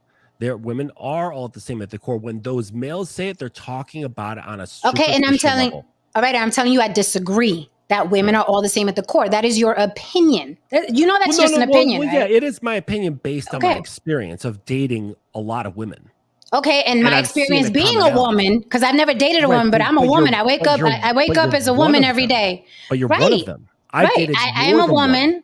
Right. More than one that I've right. experienced seeing, oh, this person's from this culture, this person's this demographic. So what you're trying to tell? So basically, what you're commonality. Okay, so of a basically, what you're trying to description tell that me is you know more about dating woman, than a woman knows about women. Is that what you're telling me tonight?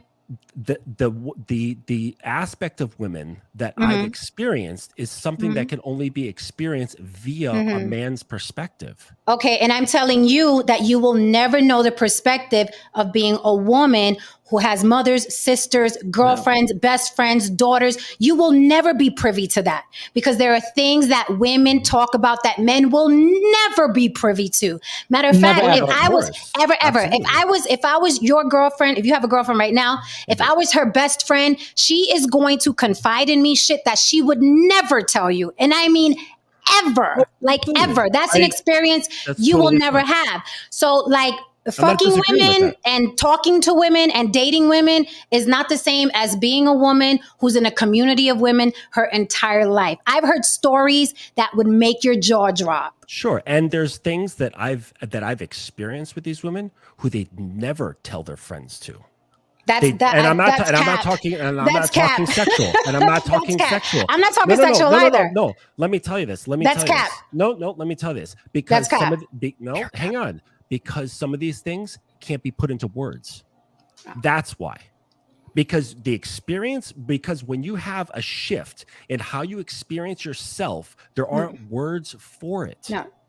That's as absurd. What you're saying to me is as absurd as me trying to tell you I know men better than you because I only fuck men. I've been in relationships with men. I've been married to a man. Then you'd be a fool, Justin. You would be an absolute fool. You would be a fool. Because I've only experienced me and you've experienced dozens. You'd be absolute. No, you haven't only experienced you. Haven't you been around men, or you're the only man on the planet? No, but not at the. You have a dad, brothers, cousins, nephews. Right, but not from the intimate level that you have. That doesn't make sense. It's nonsensical. Yes, It's nonsensical. It's nonsensical. Absolutely not. We'll agree to disagree. You don't know women. You don't know women more than me. So we'll agree to disagree. I don't know men more than a man. Doesn't matter how many of them I fucked or know them intimately. I would argue that you do. No, it's nonsensical. I'll just say, as a woman, having girlfriends, having a mother, having aunts, having sisters, having nieces, okay? There are things that men will never, ever know. They will never, ever hear. I don't care how good your stroke game is. There is shit that women tell other women that they will never tell men, and men will never be privy to. From our hormones, from our emotions, sexually, mentally, there's just stuff you guys will never ever fucking know. Yet when women give you advice, you want to say everything but. You want to contradict and no, that's not you. I know the core of a woman. You do not fucking know. You know your experiences only. That's it. That's all you know. And that's all. And that's all I'm talking on. I'm not talking about all women. I'm not talking about all wives and sisters and mothers. You said the But you did. You said And that's you what made me, did. and that's You what made did. me respond in the way I did. responded. I Justin. did say that, and then I said based on my experiences. I haven't dated every woman on the planet. What I've done is I've dated a lot of women, and I've noticed a common core. That's what I've noticed. Right. Yeah. Now from that, I can extrapolate. Maybe this is just my only experience, and I'm just special, right? Or maybe there's a pattern. I don't know, because I don't have the time to date the millions of women that are on the planet. But I'm saying that despite very distinct differences in age, demographic, all these different things, placement in their family, whatever, all these different variables, I've noticed a common core. And that's all I'm saying. Yeah, and that's fine. I mean, and what that is something that actually can't really be put into words. It's something that can only be experienced. Yeah. No, I totally get it. So the best way that I could put it. All right. So we'll move on. We all have. Sure. I have my experiences with men. I can say, hey guys, people are listening. Sorry for dragging on with Jen. I apologize. It is fine. Let's move on. Does the panel have anything else to say about that particular subject, or any subject, or what would you do for your relationship, or what you wouldn't do? What's the deal breakers? What would you absolutely not do? Is there anything that you would not do? What is your, I do anything for love, but I won't do that. I never sleep on the couch. Oh. That's my fucking bed. I'm not in this bed. Yeah, there you go. Someone else said that. I think that's my dad saying. No, my dad saying is not never even sleep outside of the house. That's what it. That's it. Not even for the cooler heads prevail, David. No, it's still my bed. Yeah. So my coffee and my bed, I think, are like my bigger relationships in my life right now. So. Lord Almighty, I don't fuck with either. You're not going to therapy? I'm not going to therapy. I'll go to therapy when I'm damn real ready. You might be dragging a dead body on the way to the goddamn. So if therapy could possibly save your relationship, you wouldn't go to therapy, Haran? Nope. Okay. That's your thing. Lily, what's the thing where you're like, nope, I wouldn't do that? Oh, I'm not going to follow a man off a cliff again. If my instincts is telling me one thing, and I learn from my mistakes. I'm not going to try to prevent an argument. No, let's argue this shit out now. Let me pay in the front end and figure it out from there. But I'm not doing that ever again. And the other thing too that came with that, no matter how good the man is and how much of a provider he is, I'm not going to have a lifestyle that I can't afford on my own, because that was the other big mistake. It was like, oh shit, without his, I was fucked, so there's a couple lessons that I learned. So, and in that you find out what you really need. Right. That's where I am. And that is like the greatest luxury right now is I know exactly what I don't need. Right. And what you do, at which you need a good bed and a good cup of coffee. Well, yeah. I think for me, I won't compromise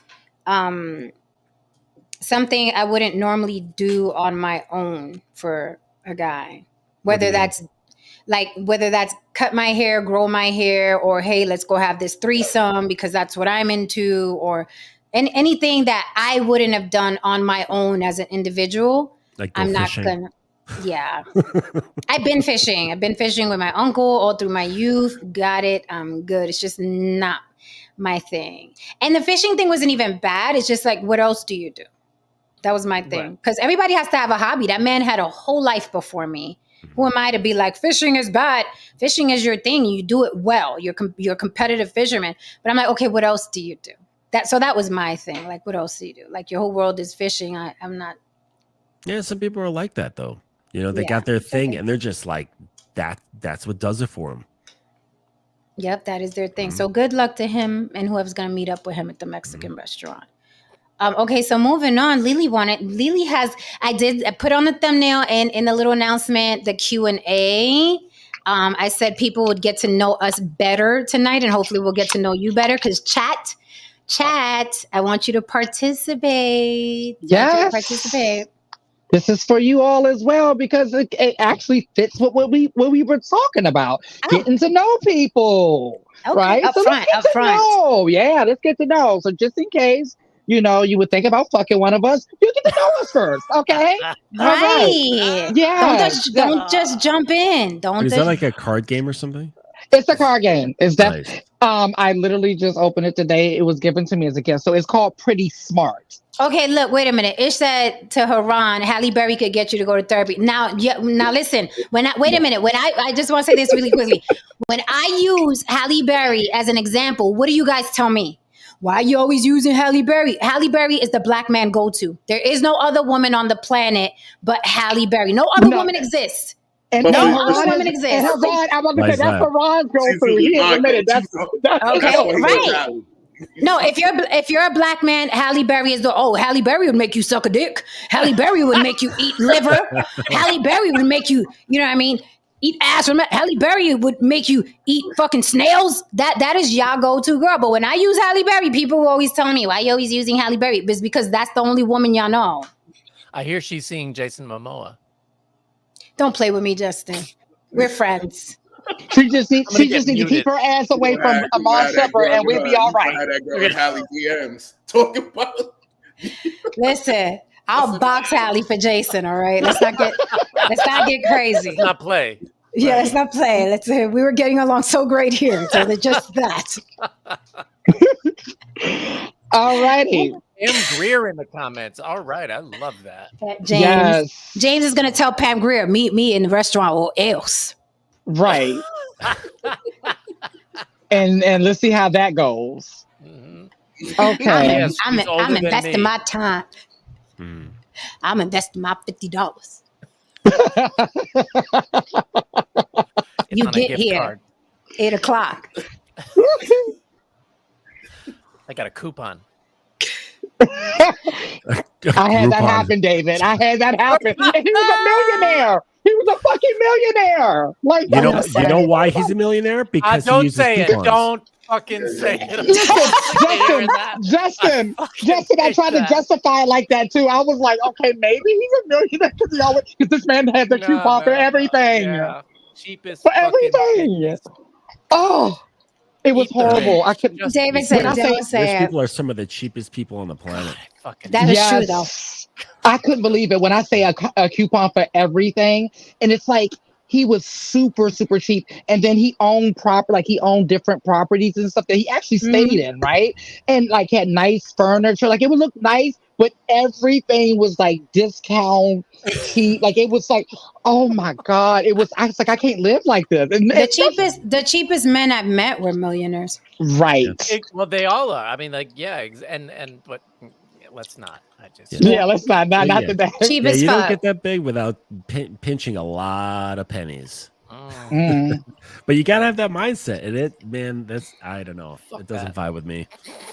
I don't think that you become a millionaire by pinching pennies, though. I think you Yeah. become a millionaire and then you're careful about your money. Because a lot of people pinch pennies. They're not gonna wake up millionaires in 5, 10, 20, or 30 No, I don't years. say pinching pennies is what makes you millionaire. I'm saying millionaires pinch pennies, and there's other reasons why they become millionaires. But Right. a lot of millionaires, they're not like out here spending tons of cash. Right? There's something in their head that's like, I need to save everything. I need to get a cheaper price on anything that I want. Right? They can afford the full on whatever, and they'll try to get $100 off of it, even though they can buy it 10 times. That was him. He was going. I mean, he just was not going to pay full price Because it wasn't that's happening. $100 that they get to keep.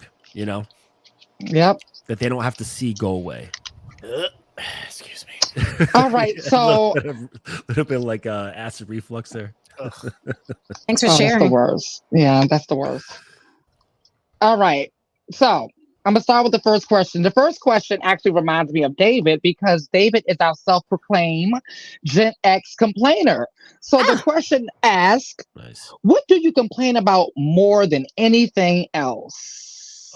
shit. I'm gonna start with you, David. I complain the most in New York City that the city that used to hustle now just fucking shuffles along. Oh You yeah. know? You're trying to haul ass from the subway door opens. You're trying to haul ass. You're behind 40 Zoomers who cannot not look at their phone the moment they step out of the train. You can't get up the stairs because they're all doing it. You can't get up out into the fresh air because you all do it. Like whatever happened to that New York City hustle? Oh, Lily, we got to go somewhere. We suddenly go, all right, model walk. yes, yes. And that's why I know what you're talking about because I do a model walk wherever I go. Anywhere I go is a runway, right? So Right. it takes a certain amount of speed to get your stride, but you can't get your stride because these fucking fools are on their phones. Yes, you're right. I thought it Yep. was just When me, you but you're model walk, the Google walking distance time is cut in half, right? 9 exactly. minutes, I'll be there in 3.8. There you Yeah. go. Yeah. Who's okay, next? Who's next? what do I complain about the most? Everything. Every fucking thing. Oh God, I'm trying to think Mm, what is mine. But go on. mm, I everything. complain. What's your favorite? My favorite thing to Or complain how about about is today? What did you complain about today? what did I complain about today? Um, time, not having enough time. Fuck Even though time. even though there's plenty of time, but my biggest thing to complain about is how. Oh, this is what I complained about today. Not to get back into that, but just the way men talk about women online, like the vitriol they show, the hate they show for women. It was bizarre to me, and I discussed that earlier. I was like, it's bizarre. It's beyond like, oh, I'm bitter. A girl broke my heart. Like they want to see women ripped to Suffer. shreds. They want to see them. Yeah, Suffer. they want to see them suffer, and not in a sexy way. And I was complaining about that today. I was like, as a young woman, if you're in your early 20s or you're a teenager and you're online and you're watching these men talk about women like that, it's a very bleak place, very ugly, very. So I complained about that today. Passing the mic. I am, and the girls hear me talk about this shit a lot. I hate incompetence. I can't stand weakness. I can't stand complainers. You know what I mean? And I just can't stand men who just can't get laid and they're complaining about it every fucking 5 minutes. You know what I mean? That yeah. I just hate weakness and stupid people. I just wanted to add a visual to you what you were saying. I don't really complain about a lot because not a lot gets under my skin. But I guess if I could choose one thing, like I'm in New York as well, and I ride a motorcycle. So and I weave through traffic because like I really don't like traffic. So I'll complain about traffic, but I weave through it. And I guess my biggest complaint is people on their phones in their car, right? Because I'm out here like very squishy, you know, I'm not surrounded by a steel cage, you know what I'm saying? So, you know, I'm not just rolling up next to somebody and they're sitting there driving while texting, you know, and they got their window open and I've got like a straight pipe, you know, 1000cc race bike. So I just crank on my throttle and scare the shit out of them and go and point at him and goes, yeah, you fucker, get off your fucking phone, you know? And, you know, that's probably one of my biggest peeves is like people driving in New York with their phones in their hands. Like, come on, guys, like wait 10 minutes till you get to your destination. Right. Damn. Phones. All right. Next, let's be concise. Okay, What's- mine is easy. Hold America. on. Just hear me out. Just hear entire me nation. out. It's on the block with Jen, bro. It's right there. Not Jen on the block. It's right there. It's so easy. We don't to know remember. her. Right. It's not Jen's on the block. It's like, oh hey, So this is a good one. guess Tell who's me, out? tell me something about yourself that sounds made up, but is 100% true. Oh fuck! I got a good one. Thank God Tristan isn't here, because Tristan would have freaking outed me. So you want to start with that one? You want to start, Jen? I'll start. It sounds made up that I was a crack dealer. It's not made up. I actually was. It's like growing up in the Bronx is literally like our summer youth program employment. Yeah. No lie. I was 16, 17, internship. and yeah, from New York to Charlottesville, I was slinging that rack. It sounds made up, but no, it actually Did you happened. have like someone showing you the ropes? Well, shit, we all knew the ropes. Like we were all like in a Whereas group. common Like knowledge. yeah, that's why I said it's like a summer youth fucking program. It's like, oh, you going out of town, and there was groups, and hung out with like we knew the Fat Joes, and we always knew when people were coming in and out of town. Like there was no summer youth programs in our neighborhood, so it's like you going out of town, you going out. It was so normal. It sounds made up, but no, it's the truth, and it's like. It was very common. I'm not an anomaly. It's super common. The girls were doing it. The guys were doing it. But it's the truth. I'll pass the mic. Sorry. I was born 13 pounds. Bro. I was born 13 pounds. They had no diapers to fit me. They wrapped me in a shirt. It was very easy. It was very easy for my family to know where I was amongst the sea of infants. And after that, they gave my mother and father a dinner. Hold on, let me correct this fool, because every time a woman talks about this, these fools think that they were mules. I was never a mule, bitch. Okay? I flipped my money and I flipped my ounces. I wasn't a mule for nobody. I wasn't working for no man. All right? Get it together. I know you have a view of women that's distorted. I wasn't a mule. Your mama was a mule. Continue, Haran. Yes, they gave my parents a meal. I'm assuming that the nurses consoled my mother at some point in time or gave her a high five. But yes, I was 13 pounds. As you can see, not much of it is left. The frame. A high five? They gave you they should have gave us some freaking morphine or something. What are you, a high five? Oh no, Tell she me had a the C-section, of course. Oh, that was my next question. Oh no, there really wouldn't have been any use for my father if I came out the Jesus. Yeah. You had a beard. Yeah. Wow. I might as well have, right? Hey, it's cold out here. Somebody give me a t-shirt. Okay, next. I'm not a vegan. I thought that the minute I came on. I was like, oh, I no, thought you were a vegan. People Shirtless think I vegan. am this holistic eater. And It does fit. You have the costume, David. It really does. Oh, this guy's I eating got nothing but potato snacks. chip. I survive on coffee, chocolate, snacks, and I firmly believe it's one of those things I can't believe I'm saying, that I'm coming out with this raw truth. All right. Fruit ruins everything. Fruit? Yep. This is one of my signature catchphrases. Yes. Oh, shit. What Make a about fruity men? Do you make an exception for fruity men? Now, let's not get crazy. Okay. That is my primary food group. But Do you eat fruity pebbles? Fruit Loops? yes, fruity is different. How does You know, wait? that's So you got it different. like because I like oranges. So how does fruit ruin everything?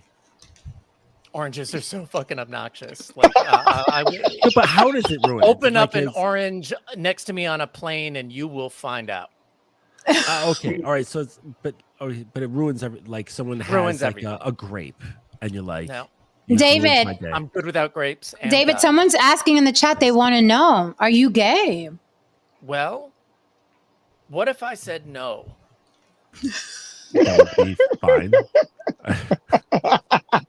Look, I spent my first 20 adult years with women, and I've spent the last 20 mostly with men, but now it's just big fucking awesome gray area. This is what I love about this time right now. Like, because truth be told, I'm kind of attracted to everyone.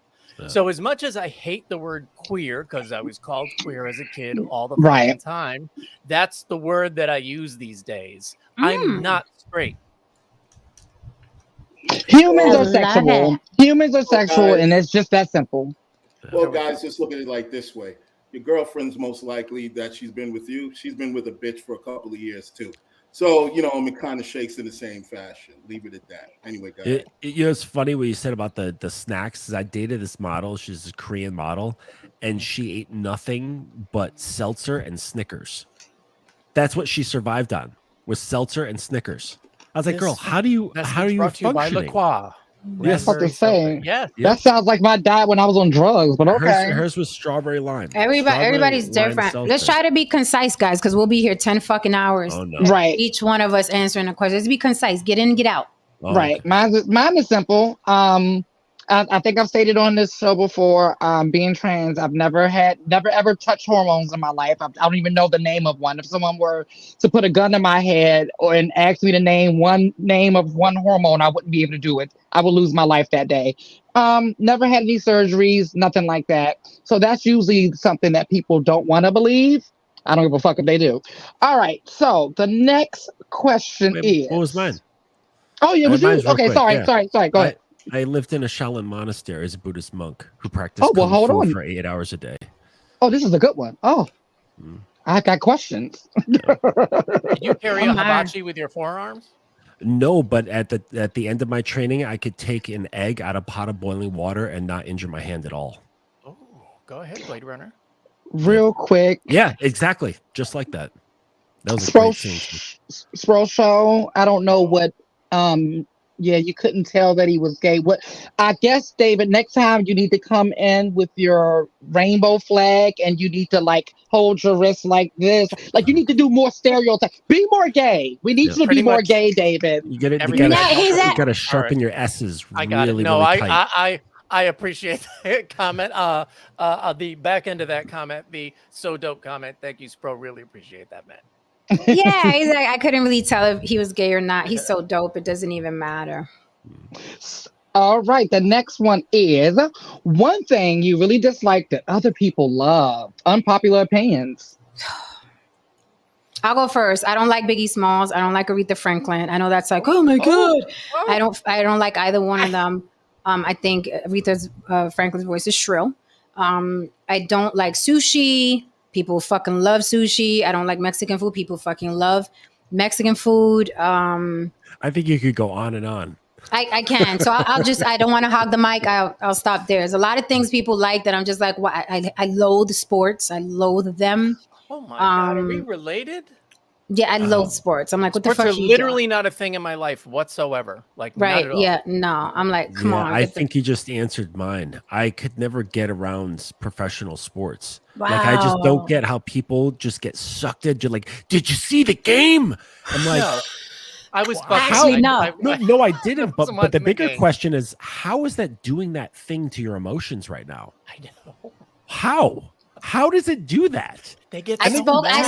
to No Saint. I spoke to No Saint about that reason why. Yes, pineapples ish. I hate pineapples. People love pineapples. I loathe the smell, the texture, the taste. I hate pineapples. We are related. And avocado. I don't like avocado. We are twins. Oh shit. Weird. I hate bananas. I fucking hate bananas. I hate the smell of them. I hate everything about Yeah, I was really quickly, I'll get in and out of this, but I was telling No Saint that women that aren't into sports hate that men are because they see men reach a level of passion they never see with them in their relationship. Like a man is never this passionate about women. Fuck yeah, get in there. What the fuck is good? Women never see that level of passion in their romantic relationship with that same man. So it makes women look at men like, what the fuck is that? Let me Fucking make guy. the sports fans cringe too.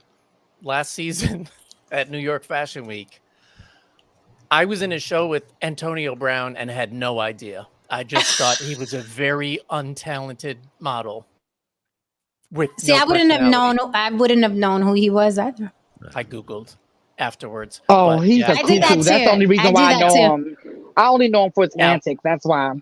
Remy Ma was in the show. I sure as fuck. I mean, I don't understand how people pedestalize other people that they don't even know. You know what I'm Welcome to saying? Where America. people are like, oh my gosh, did you see so and so? It could be like a musician, a sportsman, a model, a Oh, yeah, musician. Like, how do you do that? I could never. I tried as a kid. I was like, yeah, I'm really into Jose Canseco, from the Oakland A's. I really tried, because my best friend fucking loved baseball. And I wanted to be with my best friend, let's love baseball together. I just couldn't do it. I didn't understand the mechanism that you had to click into place to be obsessive about other people doing shit. I was like, no, Chat. I want to be obsessive about what I'm doing. Chat, I want y'all to answer too. Chat, feel free to answer as well, chat, because we want to get to know you as you get to know us. Jay Kavasi, I'm with you. I'm with you 110%. I tried to watch it. It is, Wild 'N Out is the mecca of comics who laugh at their own shit. And it is the most annoying thing. Every single comedian on that stage tells a joke and then runs back and forth and laughing at his own shit. And I'm sitting there like, it wasn't funny. I hate Wild 'N Out. I don't know how it got so popular. I hate Wild 'N Out. I don't like oxtails. You don't like what? I don't like oxtails. You're Jamaican. That's blasphemy.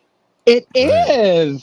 I don't think De La Soul was that great. And Kevin Hart has never been fucking funny. Oh God, he doesn't. I think we can all agree on that shit. We can all agree we can there. all agree on that one. How are you on brown stew chicken? Fucking funny. No. Brown stew chicken? What happened? Brown stew chicken? Absolutely. What are you talking about? Oh, there we go. All right. Yeah. Glenn is retired. How are you doing, Glenn Lawrence? Glenn says, Jen turned down my pizza date. Rude. I sure the fuck did. Glenn had a huge old pizza box. I was not interested. Now that I saw you, Glenny Benny. Are you next, Justin? Oh no, I answered this. Sports. I'm there with sports. The things that. Oh, okay. I guess I'm the last one. You're right? the last one. Yep. Mm-hmm. I don't even want to start this because I think about this often. This question. I don't like most shit that most people go up for. Like, I'm literally looking through social media. I'm like, I don't care about none of this shit. No, dead ass. So I don't even need to start the list because we'll be here all night. Most popular things I don't fucking like. One of the things I can't stand, I'll tell you one thing. I cannot stand anything that's built new. Like anything, a new build. All new builds give me Barbie dream houses. They are all like these like Legos that look like you blow them. I like quality, and I can't stand new builds at all. I hate them all. Most things. Yeah, well, I mean, don't get me started because I'll start ranting about what they're doing to New York. But yeah, it's just stuff like that. Like most popular things, I don't fucking care about. So yeah. James Oko says she don't like Biggie, but I bet she like Big Pun. Oh, I love Big Pun. But I don't like Big because he's a black man. You got it. You're so smart, James. Yes, I like Mobb Deep. So now that we're on music, Glenn said I'm red pilled now. Bite your tongue, sir. So what is the song that without fail gets you dancing? Oh my God. It's a new time. And when go wrong, some things look better, baby. Just passing through. Elton John and Dua Lipa. Oh. That one. No one's fucking heard of it? No, I've heard of it.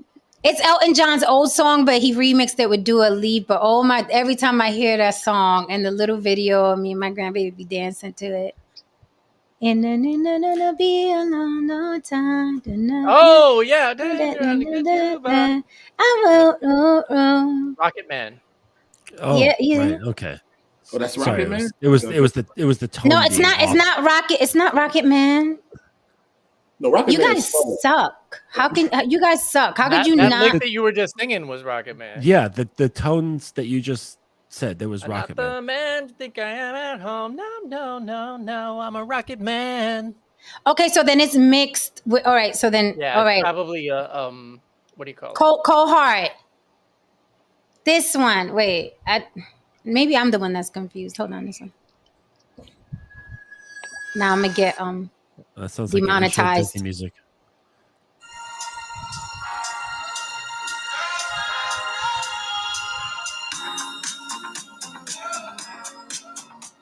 Wait, let me turn the fan this way so my hair could blow.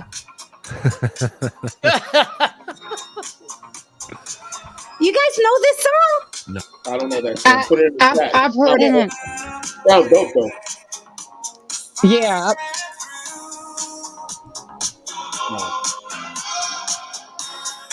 Yes.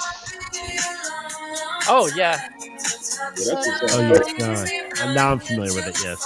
yeah. You don't cover that song. you don't cover artists like that, but all right. You know, it's That's funny. Elton. That's Elton right, but himself. right. Oh, really? That was Elton John. It's singing not that? Elton and Dua Lipa's doing like the chorus. Oh, Oh. okay. It's Gotcha. Elton. Yeah, I love that. Anyway, that's my song. It's It's okay. I Elton could be by covering Elton. myself. Yes, that's okay. I can like it by I myself. might be by Fuck y'all. myself on mine too. So, because remember, I don't like popular Well, shit. So I might be on my. We don't need agreement. You know, the question is Okay. just what do you like? I Yeah, I'm know. prepared I'm to be just by kidding. I'm myself just on this kidding. one. I'm just kidding. I like "Miss You" by the Rolling Stones. That's one of my. That's what favorites. gets you dancing. The question was, what song gets you dancing? Yeah, "Miss You" by the Rolling Stones. You start dancing, Haran. Haran dances. Yeah. All right. Well, I'm about to see you in Vegas. I'll be camera up. Yeah,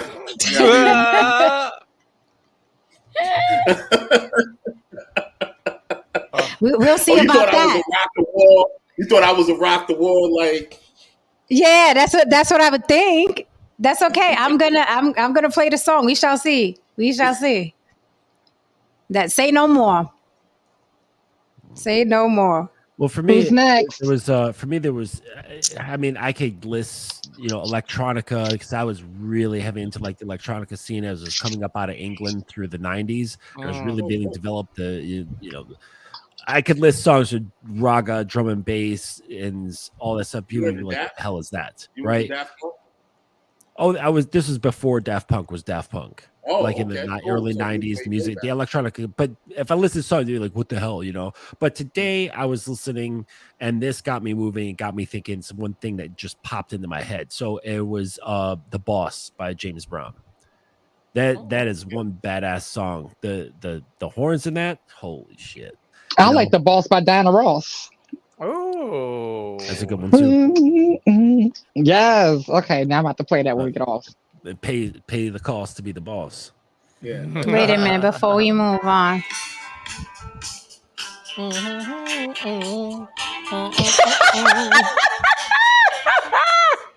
It's true. It's true. You hear that shit? Yeah. First of all, he says I got some Puerto Rican girls that's just dying to meet you. So you gotta be like, You see him? That's the line, because the reason why that shit get me going, because it brings me back to my college days. I had like 2 or 3 Puerto Ricans on the goddamn roster, baby. Oh my goodness. I'm gonna have to use that for a reel. You know I got the actor. Go ahead, continue. Don't mind me. How about we bring it back to Well, Rob Bass and DJ Easy Rock with "It Takes Two"? Like, come on. That will get you moving. True. That, No, true. True. I am back in the That's club, like, in 1990, whatever. And There's probably a lot. drunk. No, that's official. It takes two is that you got to get up. Yep. That's official. Okay. That's a What good about one. you, That's a good Mimi? one.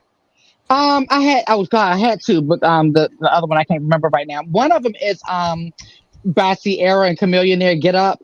It's something about that beat. Doom, doom, doom. It's like this the Prey Mantis. God, I wish I had that. It's something about that beat that gets me, and it's another song. God, I'll think about it later. Chameleonaire anyway. Oh, Rich, super stinking rich. He got out of music and did something else, Good. and behind the Good. scenes, Good like for him. yeah.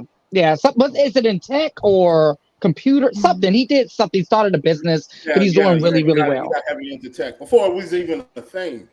Like that, Right. He got into tech. Smart guy. Smart. All right. Yes. So kudos to him. All right. Next question. Let's get through them. Let's get through them, panel. Oh, we're not going to do them all. I think we're going to just do one more so we can go ahead and hit out. But which historical event? But I would want you to like... do some more.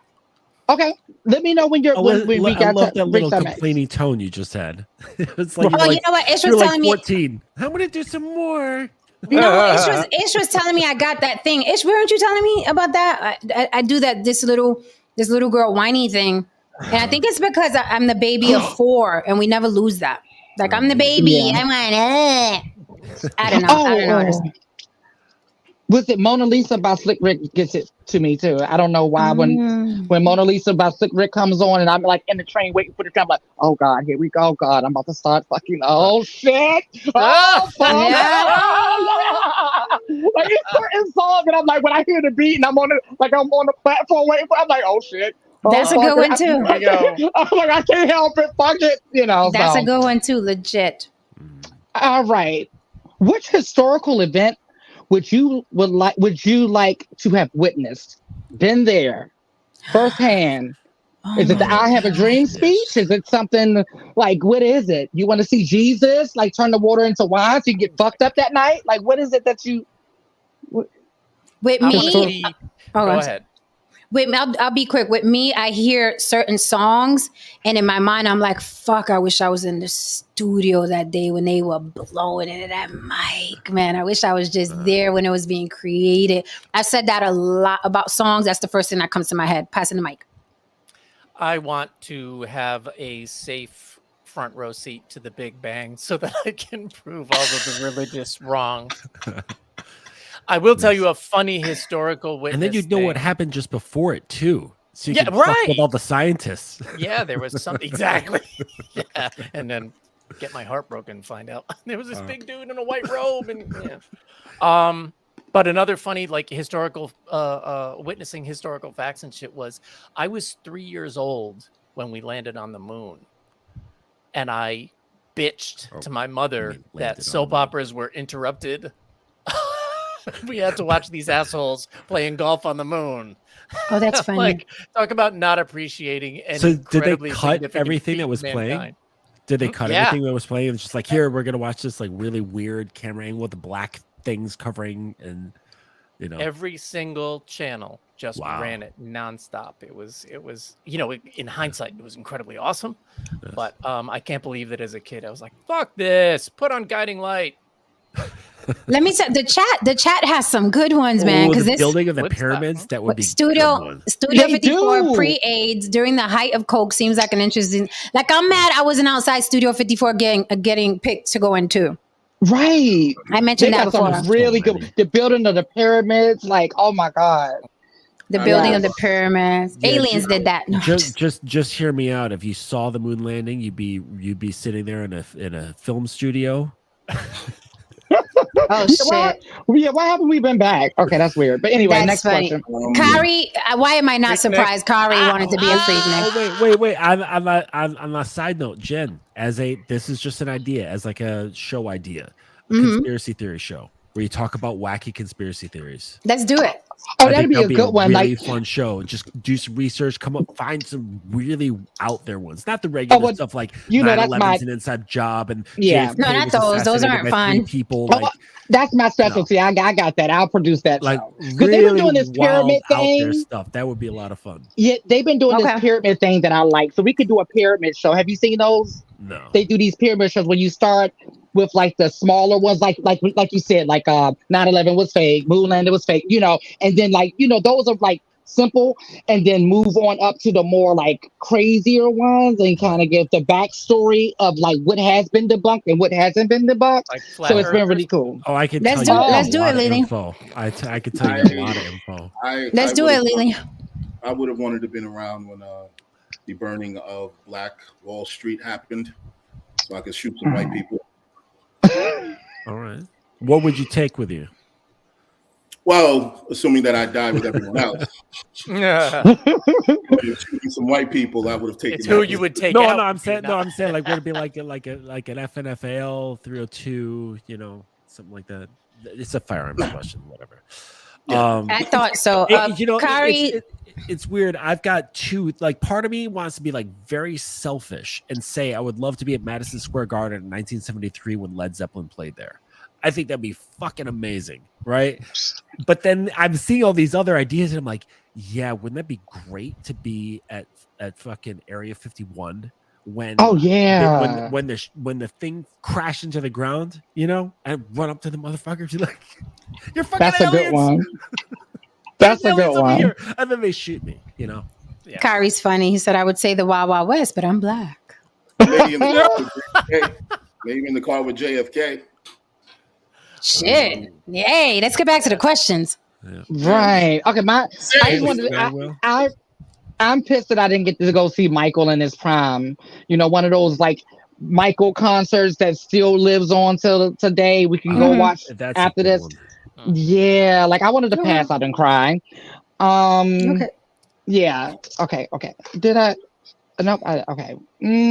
Which personality trait has gotten you in the most trouble? My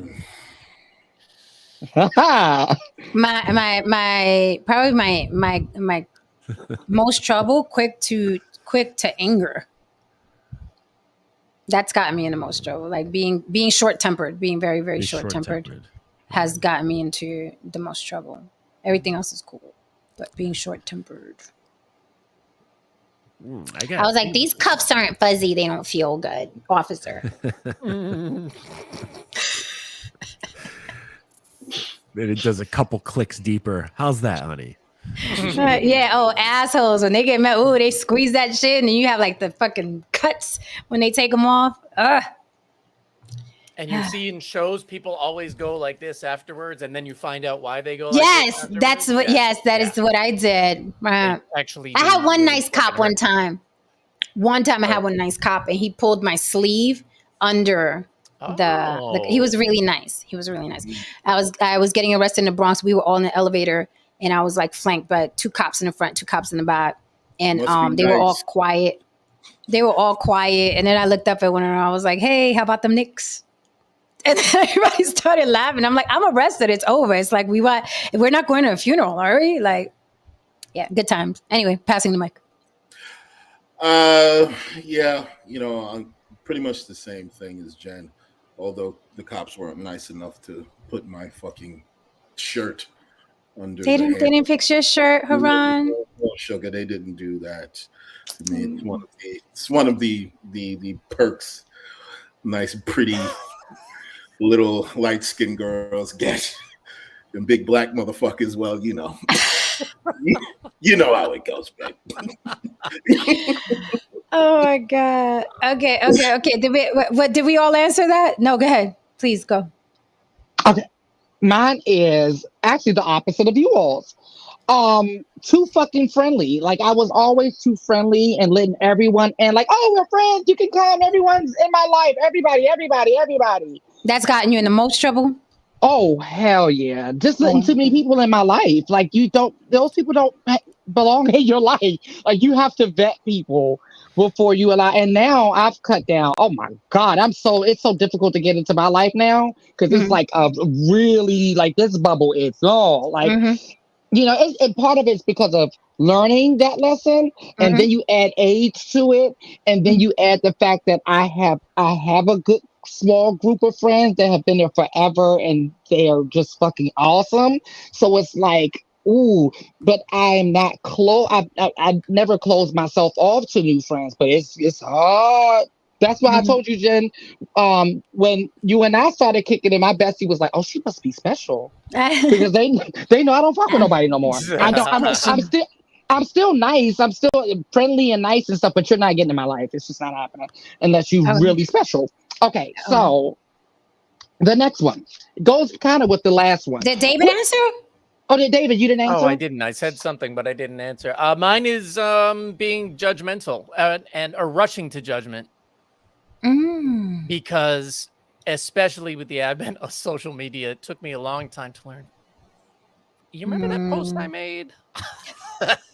Yeah, I didn't really mean that. What I really meant was, but yeah, like putting shit out there and then having to retract it when, I get my ass called out.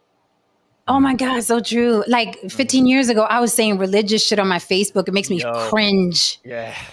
Like Facebook memories, and it'll be like, God bless everybody, glad y'all. And when I read it, I'm like, oh God, who is that? What the fuck is going on? When we talk about skimming groups and not belonging anywhere, I wore a fucking cross in high school sometimes. Oh yeah, I got a rosary upstairs. I think they're cool.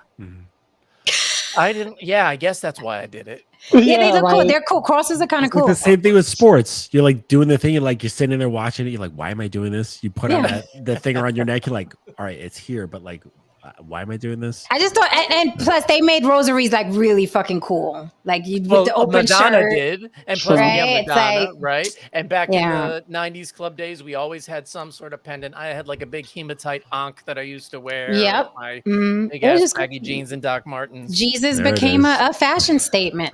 Yes, and the And pharaoh. somebody on our religious show the other day in the chat said that they became Buddhists just because they wanted to carry around the beads. They thought it was pretty cool. So Beats are There it is. Nice. Yeah, Did it's like everybody 14. answer? No, everybody I else- didn't. I think Okay. Sorry. my honesty has got me in a lot of trouble the last like couple years. Yeah, I've been booted out of like so many online social things, forums, private groups in Facebook. My accounts have been shut down. I've had to restart accounts, like a number of stuff, just for being me, right? And maybe being a little too honest and not. Oh, here it is. This is the phrase: not reading the room. I've gotten into a lot of trouble by not reading the room. And part of me doesn't give a fuck. And then part of me is like, you know what? Maybe you should, because maybe you'd be a better salesman. But, there's that battle, But Yep. so I think that's been, a problem of mine for sure.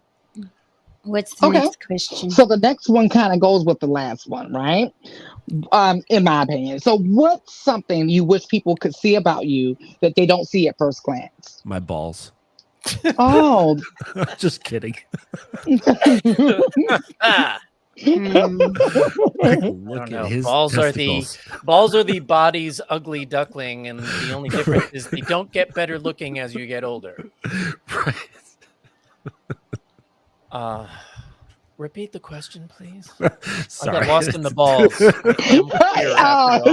I should have. Okay, This has gotten you so, in trouble a lot of times, David. right. I think we just answered that one. But yeah, Getting lost in the balls. right. What's something you wish people could see about you that they don't see at first glance? I would say, let me answer quickly, because the usual with me, it's like, oh, a lot of my friends and people that get to know me personally, they're like, God, people should know like that you're really a good person. You're not, what they think you are. I used to give a fuck about. I don't give a fuck that you don't know that I'm really a good person. So now I would say, I wish people would know that I'm very quick to cut you off and cut you off for good. And I wish that's something that people would know beforehand, because people play too much. You play around a lot, and then they don't realize that it's like, oh wait, she's one of them weirdos that cuts you off, any little thing, and then cuts you off, like done. I wish people would see that beforehand, and I think people would play around less. They would be dishonest less. They would be assholes less. They would be less of things. But I think people are used to getting away with shit with a lot of people, and then they meet me, and then they're like, yeah, another one, and I'm like, no, I've cut off people I share DNA with. I will cut you off. So I wish they would know that before. Before I used to be like, oh, I'm really a nice person. Now I'm like, I don't give a fuck if you know whether or not I'm nice. My friends know, my family knows, the people I care about know. I don't give a fuck if you think I'm an asshole. I don't care. Jen, you stole mine, right? Oh, for real?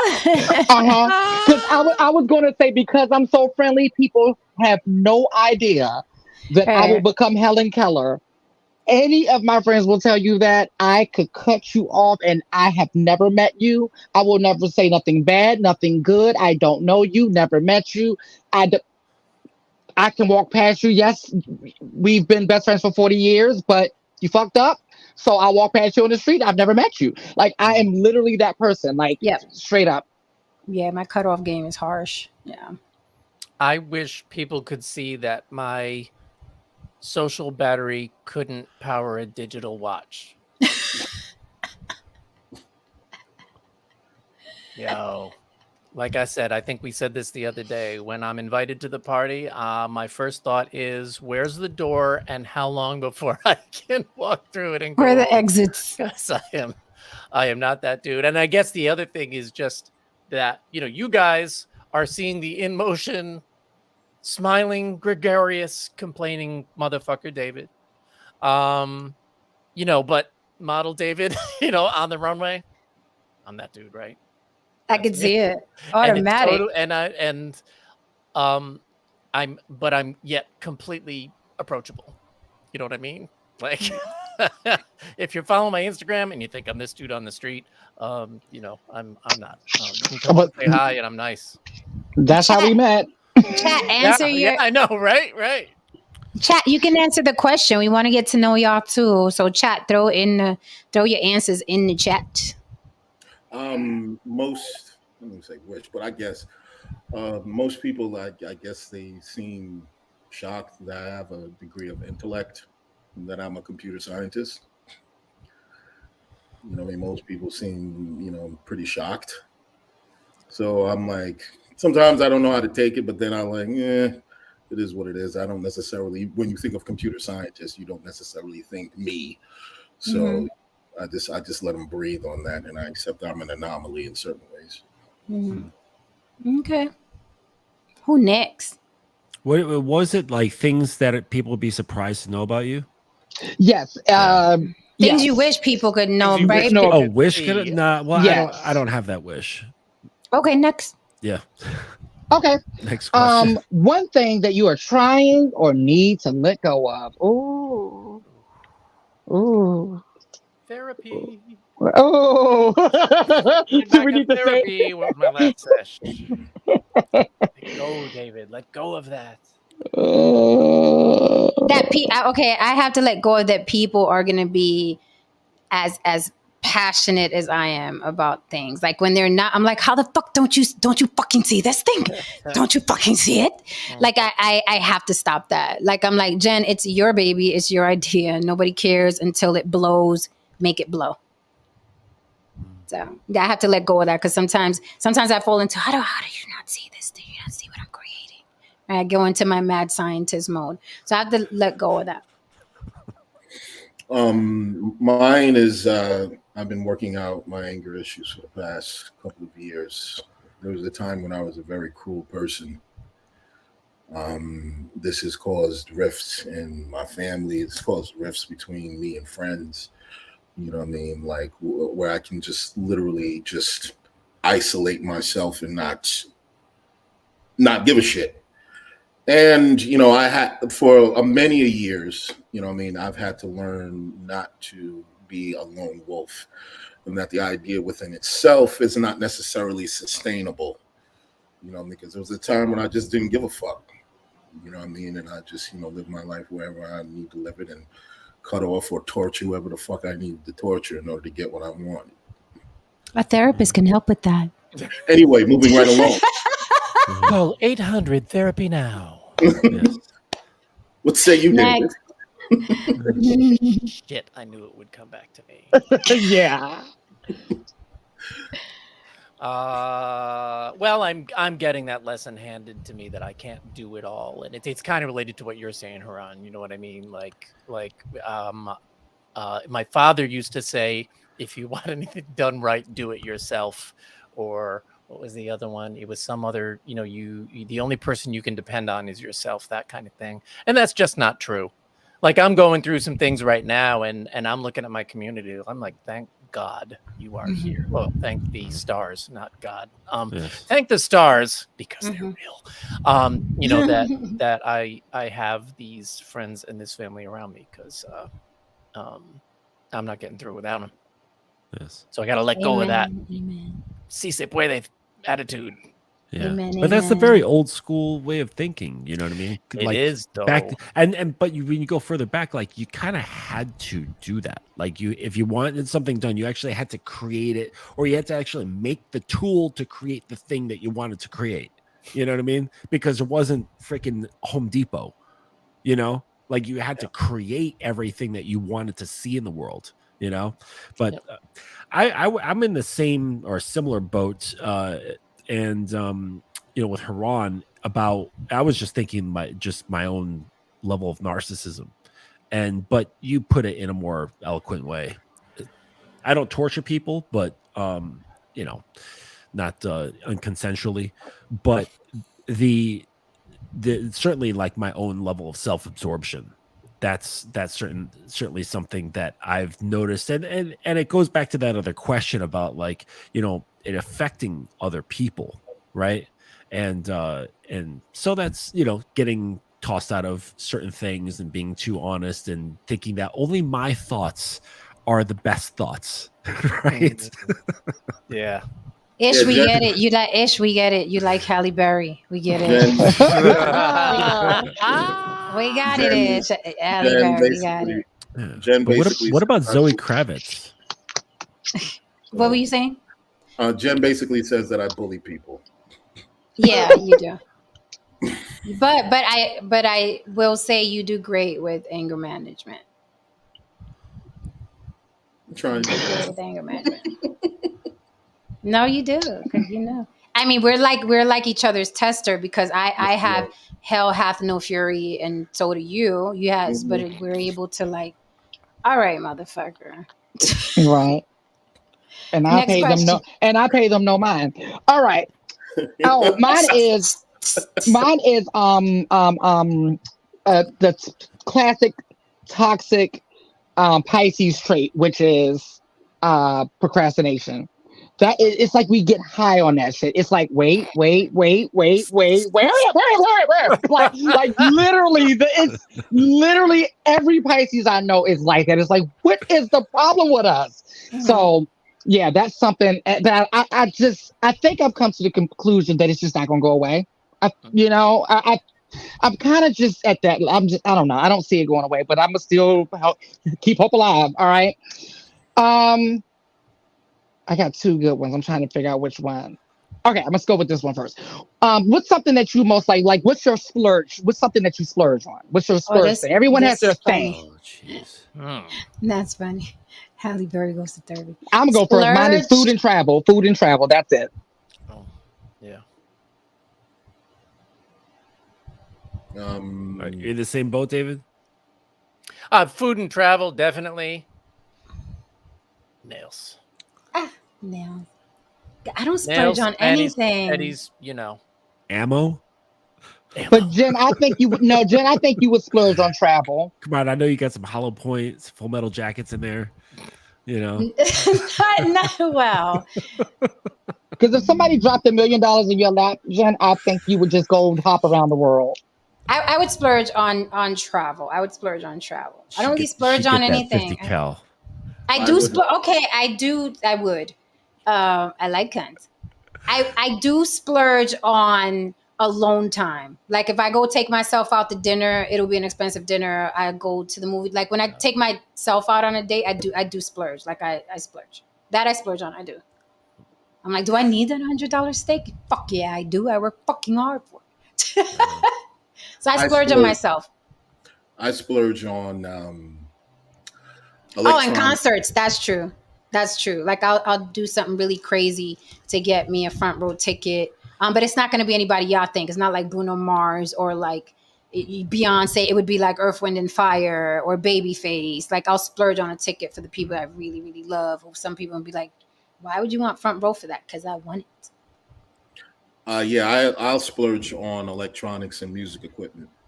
Like it's no thing if I have the money. If I see a $2,000 guitar, I'm like, give me that one, give me that one, and give me that Mac right there. You know what I mean? And also another thing a lot of people don't know about me, I like knives. Oh, nice. I like different brands. Nice. I just love knives. What do you guys splurge on? Chat. JB says purses. Jacob Rossi treating himself. Yeah, it's funny because I'll buy myself $100 dinner, but I won't buy myself $100 pair of shoes. I'm like, that's too fucking expensive. I was just about to say that people might look back here and think I splurged on shoes. That's a damn lie.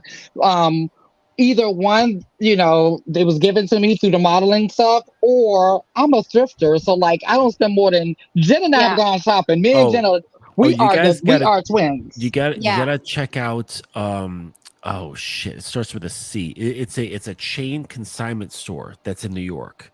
Buffalo Exchange. It's Crossroads. Crossroads. Yes, Mm-hmm. I know them all. I know every thrift store in New York City. My son has turned into a sneakerhead, and he just found himself a pair of $800 LeBrons that he picked up for $30 in his size, and all he has to do is clean them up.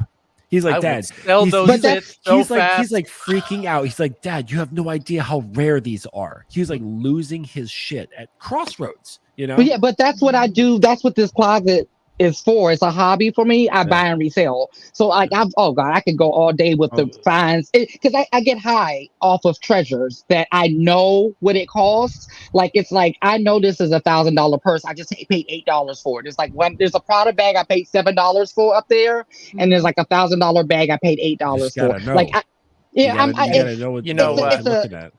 It's a And skill. this is funny too because we see it. Lily and I see it all the time at every model casting. You see these young models, and they go spend 2 paychecks on everything that designer has ever made, and show up at the casting like that.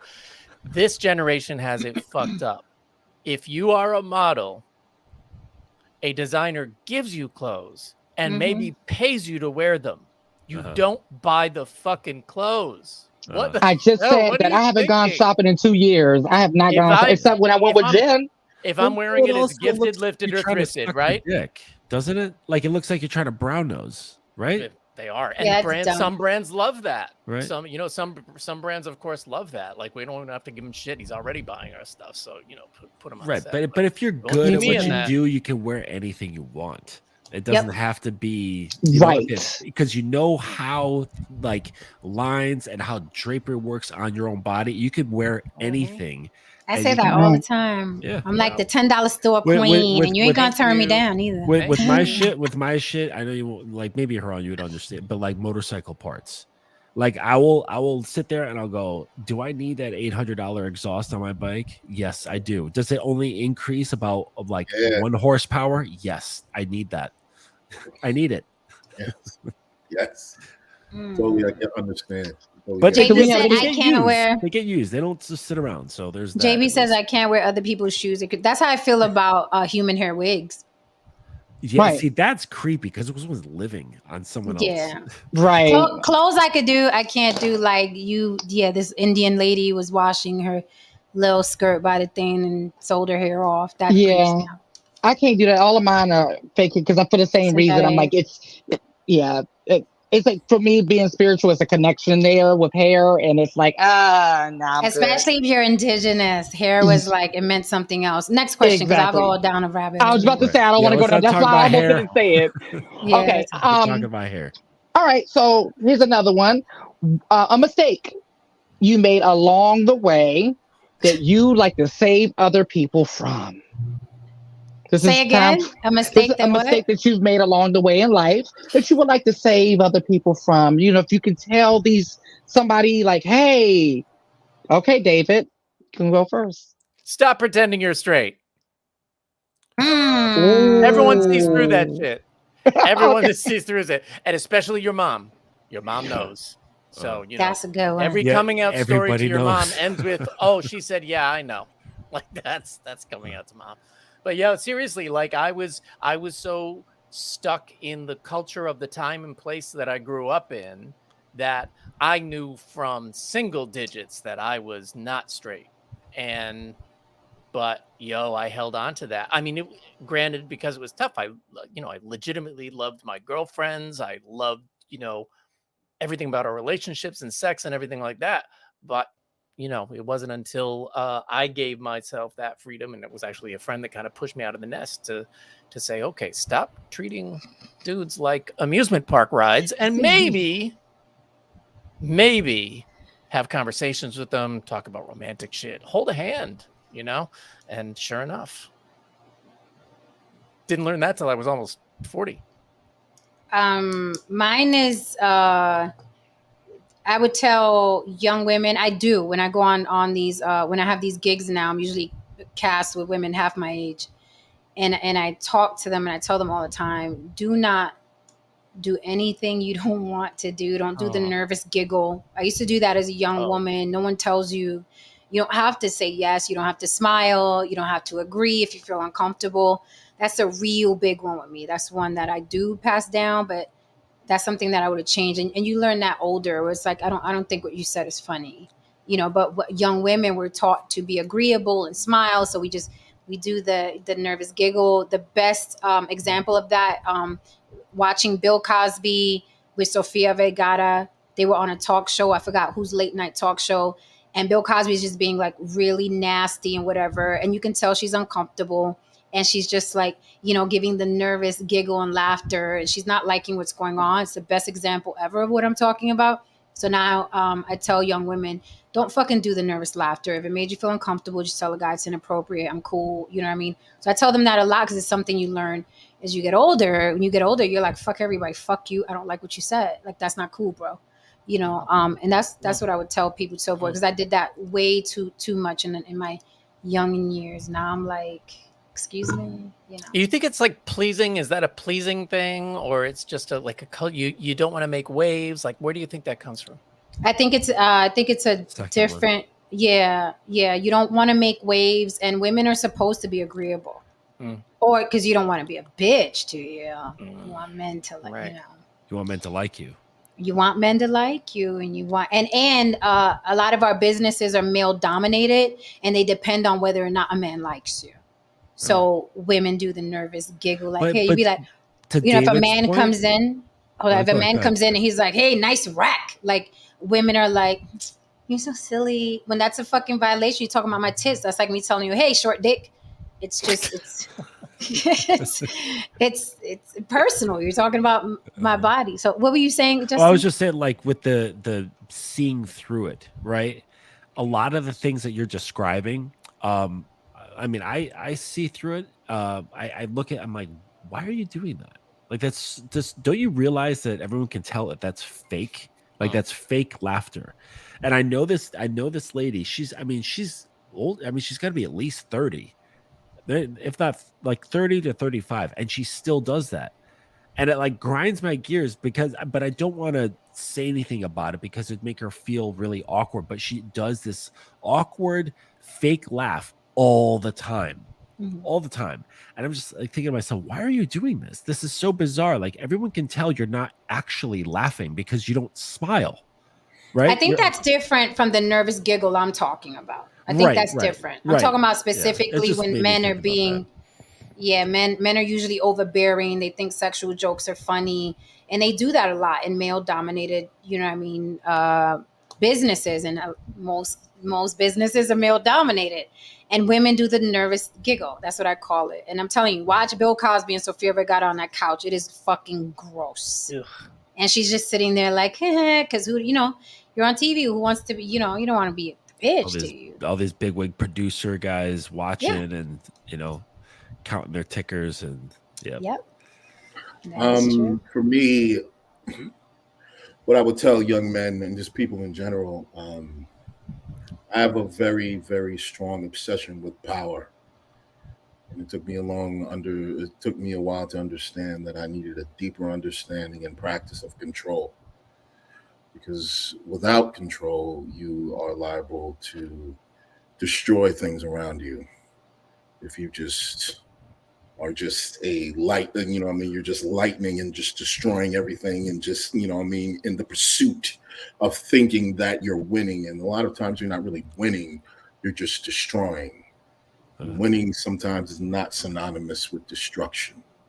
It's just synonymous with blood. All right, you hear that? You hear that, America? All right, next one. Who's anybody else? The thing that I would say is you don't need to go to college, right?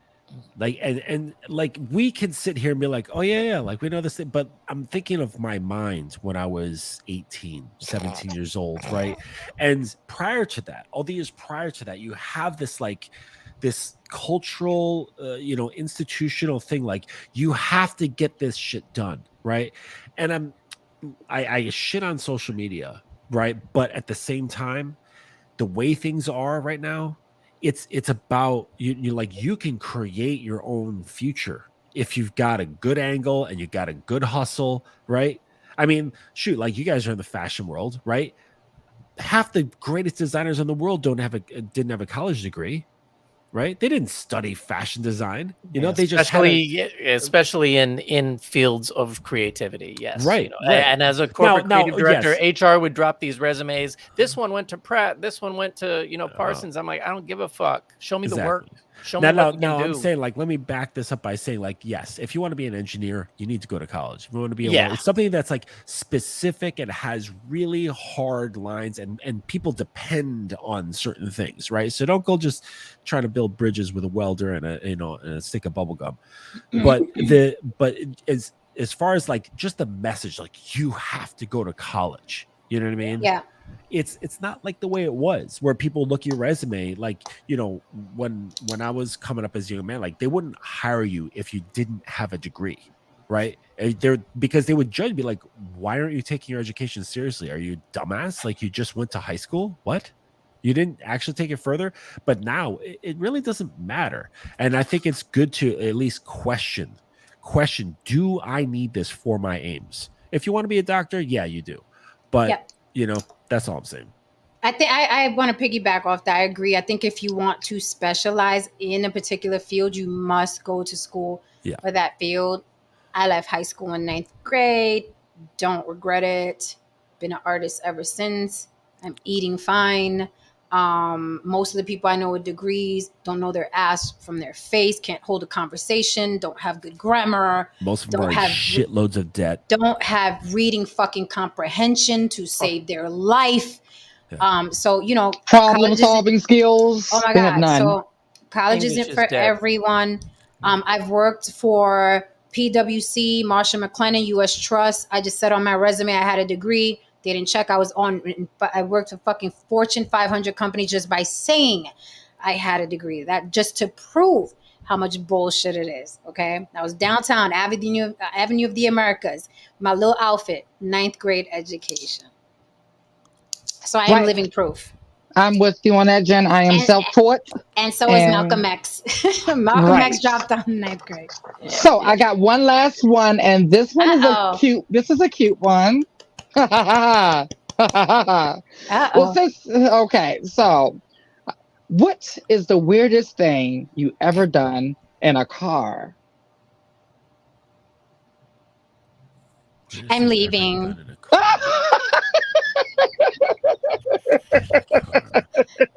Don't rush now. Like, come on. Weird. I mean, I gotta think back to like my childhood because now I just drive a car, right? You know. Mine is gonna be boring, like gave head. Mine's gonna be. Everybody does that. It wasn't boring for him. I tried to run a guy over. Like dead ass, like crawl, like jump, like went over the sidewalk and everything. It was so adventurous. It was so out of a movie. Yeah. But I guess what makes mine weird is that I met him that same day. There you go. And guys, say, hey, all you red pillars out there, see, it does happen. You can you can meet a girl and get your dick sucked in the same day. And Justin, guess what? He was pushing on 5'6". There you go. Even better. He was at 5'6", and I'm being generous, but he had swag fede. Was he what? Ripped. Nope. There you go. Not ripped. Swag goes a long way. Funny goes a long way, and swag goes a long way. He was around 5'6", regular build, small guy, petite guy.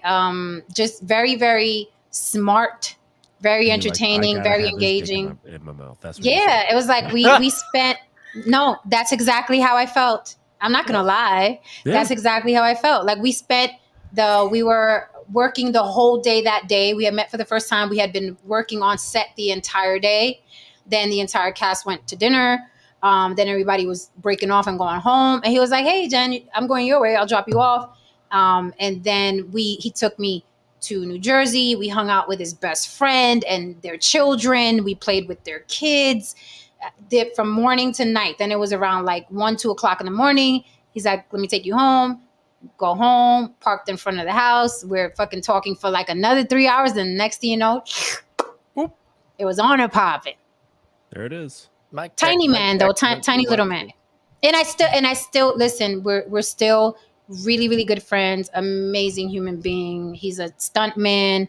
He's a motivational speaker. He does insurance. And I mean real stunt man, like stunt man for Kanye West and shit like that. Like, them stunt men don't play. They make he's an amazing, he knows martial arts, just really badass 5'6", tiny little thing. So it's possible. Well, I'm the living thing that I didn't do any. It's not. You said weird, but I'm thinking. Well, I've never done anything weird in a car. I've done things that are wild on a car. I remember when I was in senior year of high school. Because like senior year, you're just like when it's getting close to finishing, everyone just says fuck it. Like no one gives a shit about anything. So every weekend I was going out just doing dumb shit with my friends, and we would get stoned. All of us. It was like me and 3 other guys. 3 of us would be in the car, and one of us would be on top of the car, surfing on it, driving down the road at night. Right? Hell. Say you're white without saying you're white. Oh my gosh. Yes. That's what we do. It's stone That's and go crazy. car surfing. Yeah, and it was not slow either. It's right up there with Whoa. cow tipping. That's why Right, this women. is- That's why women live longer. This, yeah. Yeah. Mine- This Testosterone isn't necessarily raging at that weird, age. but since we're talking about blowjobs and cars, Hey, it's Friday. when I was drinking, I remember one night, it was must have been Easter weekend, and even though we were full-grown adults, my big sister used to make us these badass Easter baskets with adult snacks in them and stuff like that. That's And cute. I remember going to the club and connecting with this girl. We went back to her house, and I didn't want to stay over after. And I stumbled out of the house into my car. It was nice. It was like an 82 Caprice Classic, big ass car, right? And passed out. Well, I wake up in the morning, bleary eyed, don't know where the fuck I am. And I'm starving, but I see that basket in the back seat. So I sat there on Easter morning, spraying aerosol cheese on Fritos and celebrating whatever happened to the Christ that day. Oh my god. There you go. I was 20. Let's hear it for adult. Jesus Easter was proud of baskets. you. Jesus was proud of you, David. I know. Yes. I was about 26, 27. And I was working security somewhere. It was outdoor security, and it was late night. And my coworker that I know, I usually see her before my shift. You know what I mean? And I usually relieve her. And I'm in the security car. You know what I mean? Doing whatever. In there. And then she came back. She was like, "Hey, how you doing?" I'm like, "Hey, what's going on?" She was like, "Yeah, I've been, watching you, blah blah blah." And I was just wanting to know, can I suck your dick? And I said, Well, okay. yeah. And then we went in the back,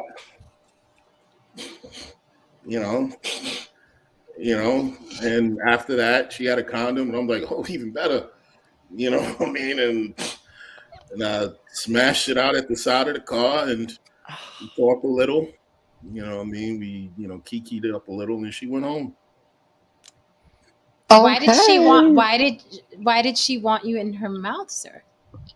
Oh, she said, you know what I mean? I think you're really attractive, blah, blah, blah, so on and so forth, yada, yada. How big is it? And I'm like, we can find out. You know what I mean? Tell the truth. Tell the truth. Since that's the last question, elaborate a little bit. Tell the truth, guys. Do you ever feel intimidated or weirded out about a woman that you don't really know? And she's like, "Hey, let me suck your dick." Do you feel like that's a little weird? Do you feel like, "Hey, party over here"? Do you feel like you got daddy issues? Like, do you ever feel weirded out about a woman being really aggressive with you? No, Honestly. you don't have to worry about being mean- judged, Jen. It's okay. Oh, I don't give a fuck. I just told you Okay. my story. Like I don't care about that. No one's judging. Oh no, I don't care about that. Judge Not me, me. judge me. Make reaction videos, clip that shit, talk about me in the manosphere. Clip it. Not me. I mean, maybe because I come from showbiz. I come from a world with chicks. I've literally seen chicks at parties see a dude and grab his fucking pants and pull the shit down and get to sucking his fucking dick. Ish said, yes, I don't believe you. You need more people. Oh, my Vegatron says, no, because I'm usually flirting my way there anyways. Crazy Legs in the bills and Hip Hop Icon. What's up? He said, we going late tonight. Yeah. Kari I gotta clear something up in here. Someone's mentioned. said, depends on where I met her. Too. So mentioned cow tipping. Okay, that is a legend. It doesn't actually exist. It's impossible. Okay, first of all, cows don't sleep standing up, right? They sleep on the grounds just like most animals. Secondly, cows, like fully grown, they weigh about 1,200 pounds. I was about to Right. say, you could just push a So- cow over. Yeah, it would take about 5 grown men all pushing at the same time with like a lot of force to push over a cow. Secondly, or third, they're not going to stand still. They're animals. They're going to be like, what the fuck is this thing coming over near me who's not my farmer guy? I'm going to just walk over here. Right. So cow tipping does not work. Right. And furthermore, leave if you cows could do it, you'd probably kill the animal because its weight would probably break its own ribs and it'd probably suffocate to death. Now, keep So- that in mind. Keep that in Leave mind. the cows alone. Keep Yeah, that in it's mind. not done. Keep that in mind for a second. I've seen an elephant just move its leg and just kick a cow like a rag doll. So just Right. keep in mind how powerful a fucking elephant is.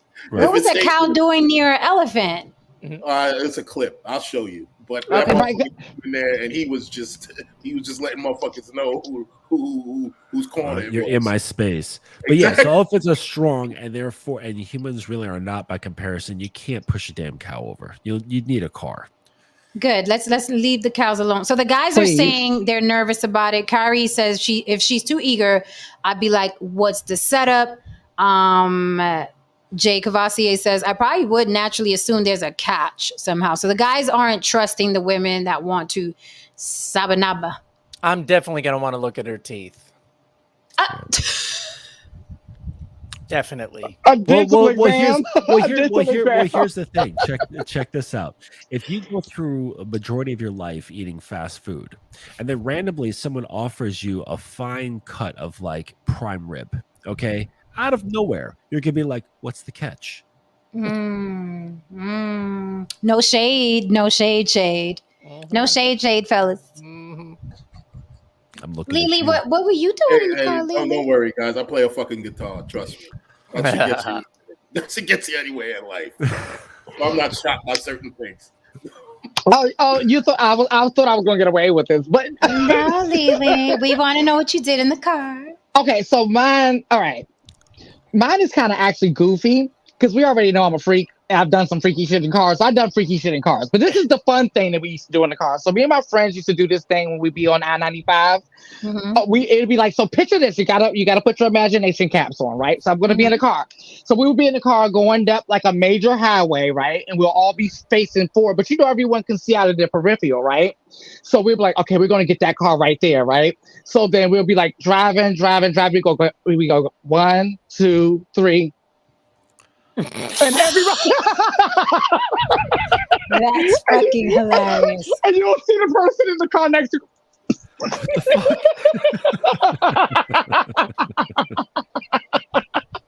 That's hilarious. Oh God, that's the funniest thing. So we used to do that all the time because we tripped out because we were like zombies. We're like,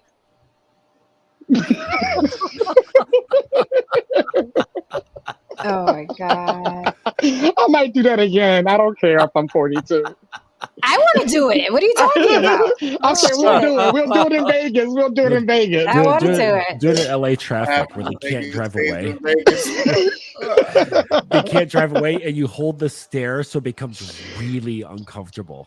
And they can't drive. Good times, good times, good times, good times. Yeah, remember Jen? Vegas. Your photos of me while you're doing it.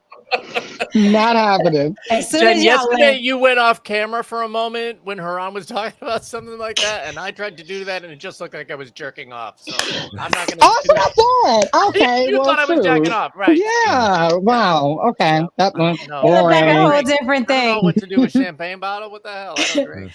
Shake No, weight. no, good times, good times. Don't be ashamed of shit that you done did. It's your fucking life. You going in the ground by yourself. Don't let people shame you about it. I have no regrets. That's why I tell the story. Most women would be If like, you're still here, it's all right. yeah, it's a beautiful thing. I love the guy to pieces. He loves me. Still really good friends. He just happened to get his knob solved that night. Even if you didn't, who gives a shit? That's true. That's true. I should invite him up one day so we could talk about the experience. You're like, remember that time I sucked your dick? Tell them. Go I ahead, know, tell them like that all we day. all bring up somebody who we fucked. So tell them how good I am.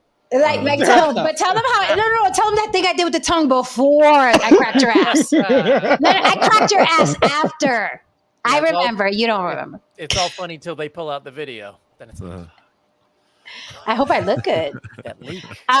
Speaking of tomorrow, mi gente, tomorrow we are going to screen a reality show episode, a reality show I was on, a dating show. We are going to screen it. We will pause in between. You guys can ask me questions, or I will tell you what was going on behind the scenes. Okay, I will tell you the real what was going on behind the scenes. I have a surprise guest because although I was on a dating show, okay, I didn't really go and end up with any of the guys that I picked. I actually started dating one of the crew members. So we'll have him here tomorrow Nice. That's funny. to talk about that. He was also working on the set. So it's going to be fun. We'll screen it. We'll pause it. You guys can ask me, what was that really about? What happened?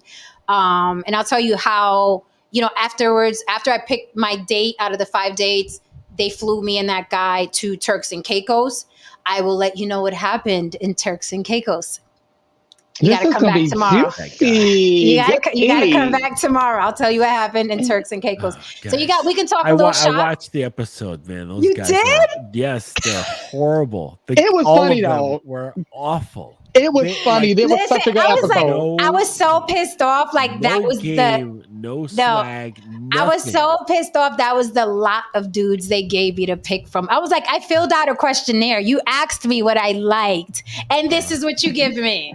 Yes, because I have many questions. I have a lot of questions. The thing is, I don't want to spoil it for anybody, but like the funny thing is, because they had no game, because they had no swag, they force you to only operate on the level that they're coming at you with. Right. You know what I'm saying? Correct. Like you had to be at a certain like depth, and that's all it was. And you're like, yay. Great. And I had an earpiece in. I'll explain everything that was going on behind the scenes. It's gonna be very informative. I can't wait. But also, I just, I became a producer. I was just like, let me just make good TV. I'm picking this guy because of this. This is what, you can see that. That was one of my questions I was going to ask. Okay. Tomorrow. Let's leave it for tomorrow. Yeah. Come through. We'll do the behind the scenes. Those guys. Love it. We'll do it tomorrow. I'm trying to get Rob to come up, the guy that I actually picked, but he is, let me tell you, he's doing his whole thing. He's always on a date. So let's see if I could get him here tomorrow. Maybe, but I will get the guy that ended up being my boyfriend. Let me just ask you real quick, how long ago was that taped? 2016, I believe. 2016. Tim, and he's still out there? Rob, yes. And the funny thing is that he looks even better now than he did on the show. He looks better now. He slimmed down, got the haircut. He looks better. I was trying to get him up here so we could talk about what happened in Turks and Caicos, but we'll see. I'll reach out to him again because he's really cool. All right, guys. So we're out of here. Tune in tomorrow. It's going to be a lot of fun. Right. You'll get to see all the behind the scenes shit. All right. Good night, guys. Good night. Hit that like and subscribe on your way out the door for Mama. Thank you for joining us and thank you for participating in the chat. And now we know y'all a little better and you know us a little better. Do with that information what you will. Be good, and if you can't be good, be careful. Be back here tomorrow. Tomorrow's going to be lots of fun, okay? And I'll announce it in my community section and on my Instagram page, On the Block with Jen. You want to support the show after the fact, On the Block with Jen Cash App, okay? If you are enjoying the content. And just check me out on Instagram so you know what shows are coming next. Yeah, Jay Cavassier. Don't watch it till tomorrow. All right, guys. Good night.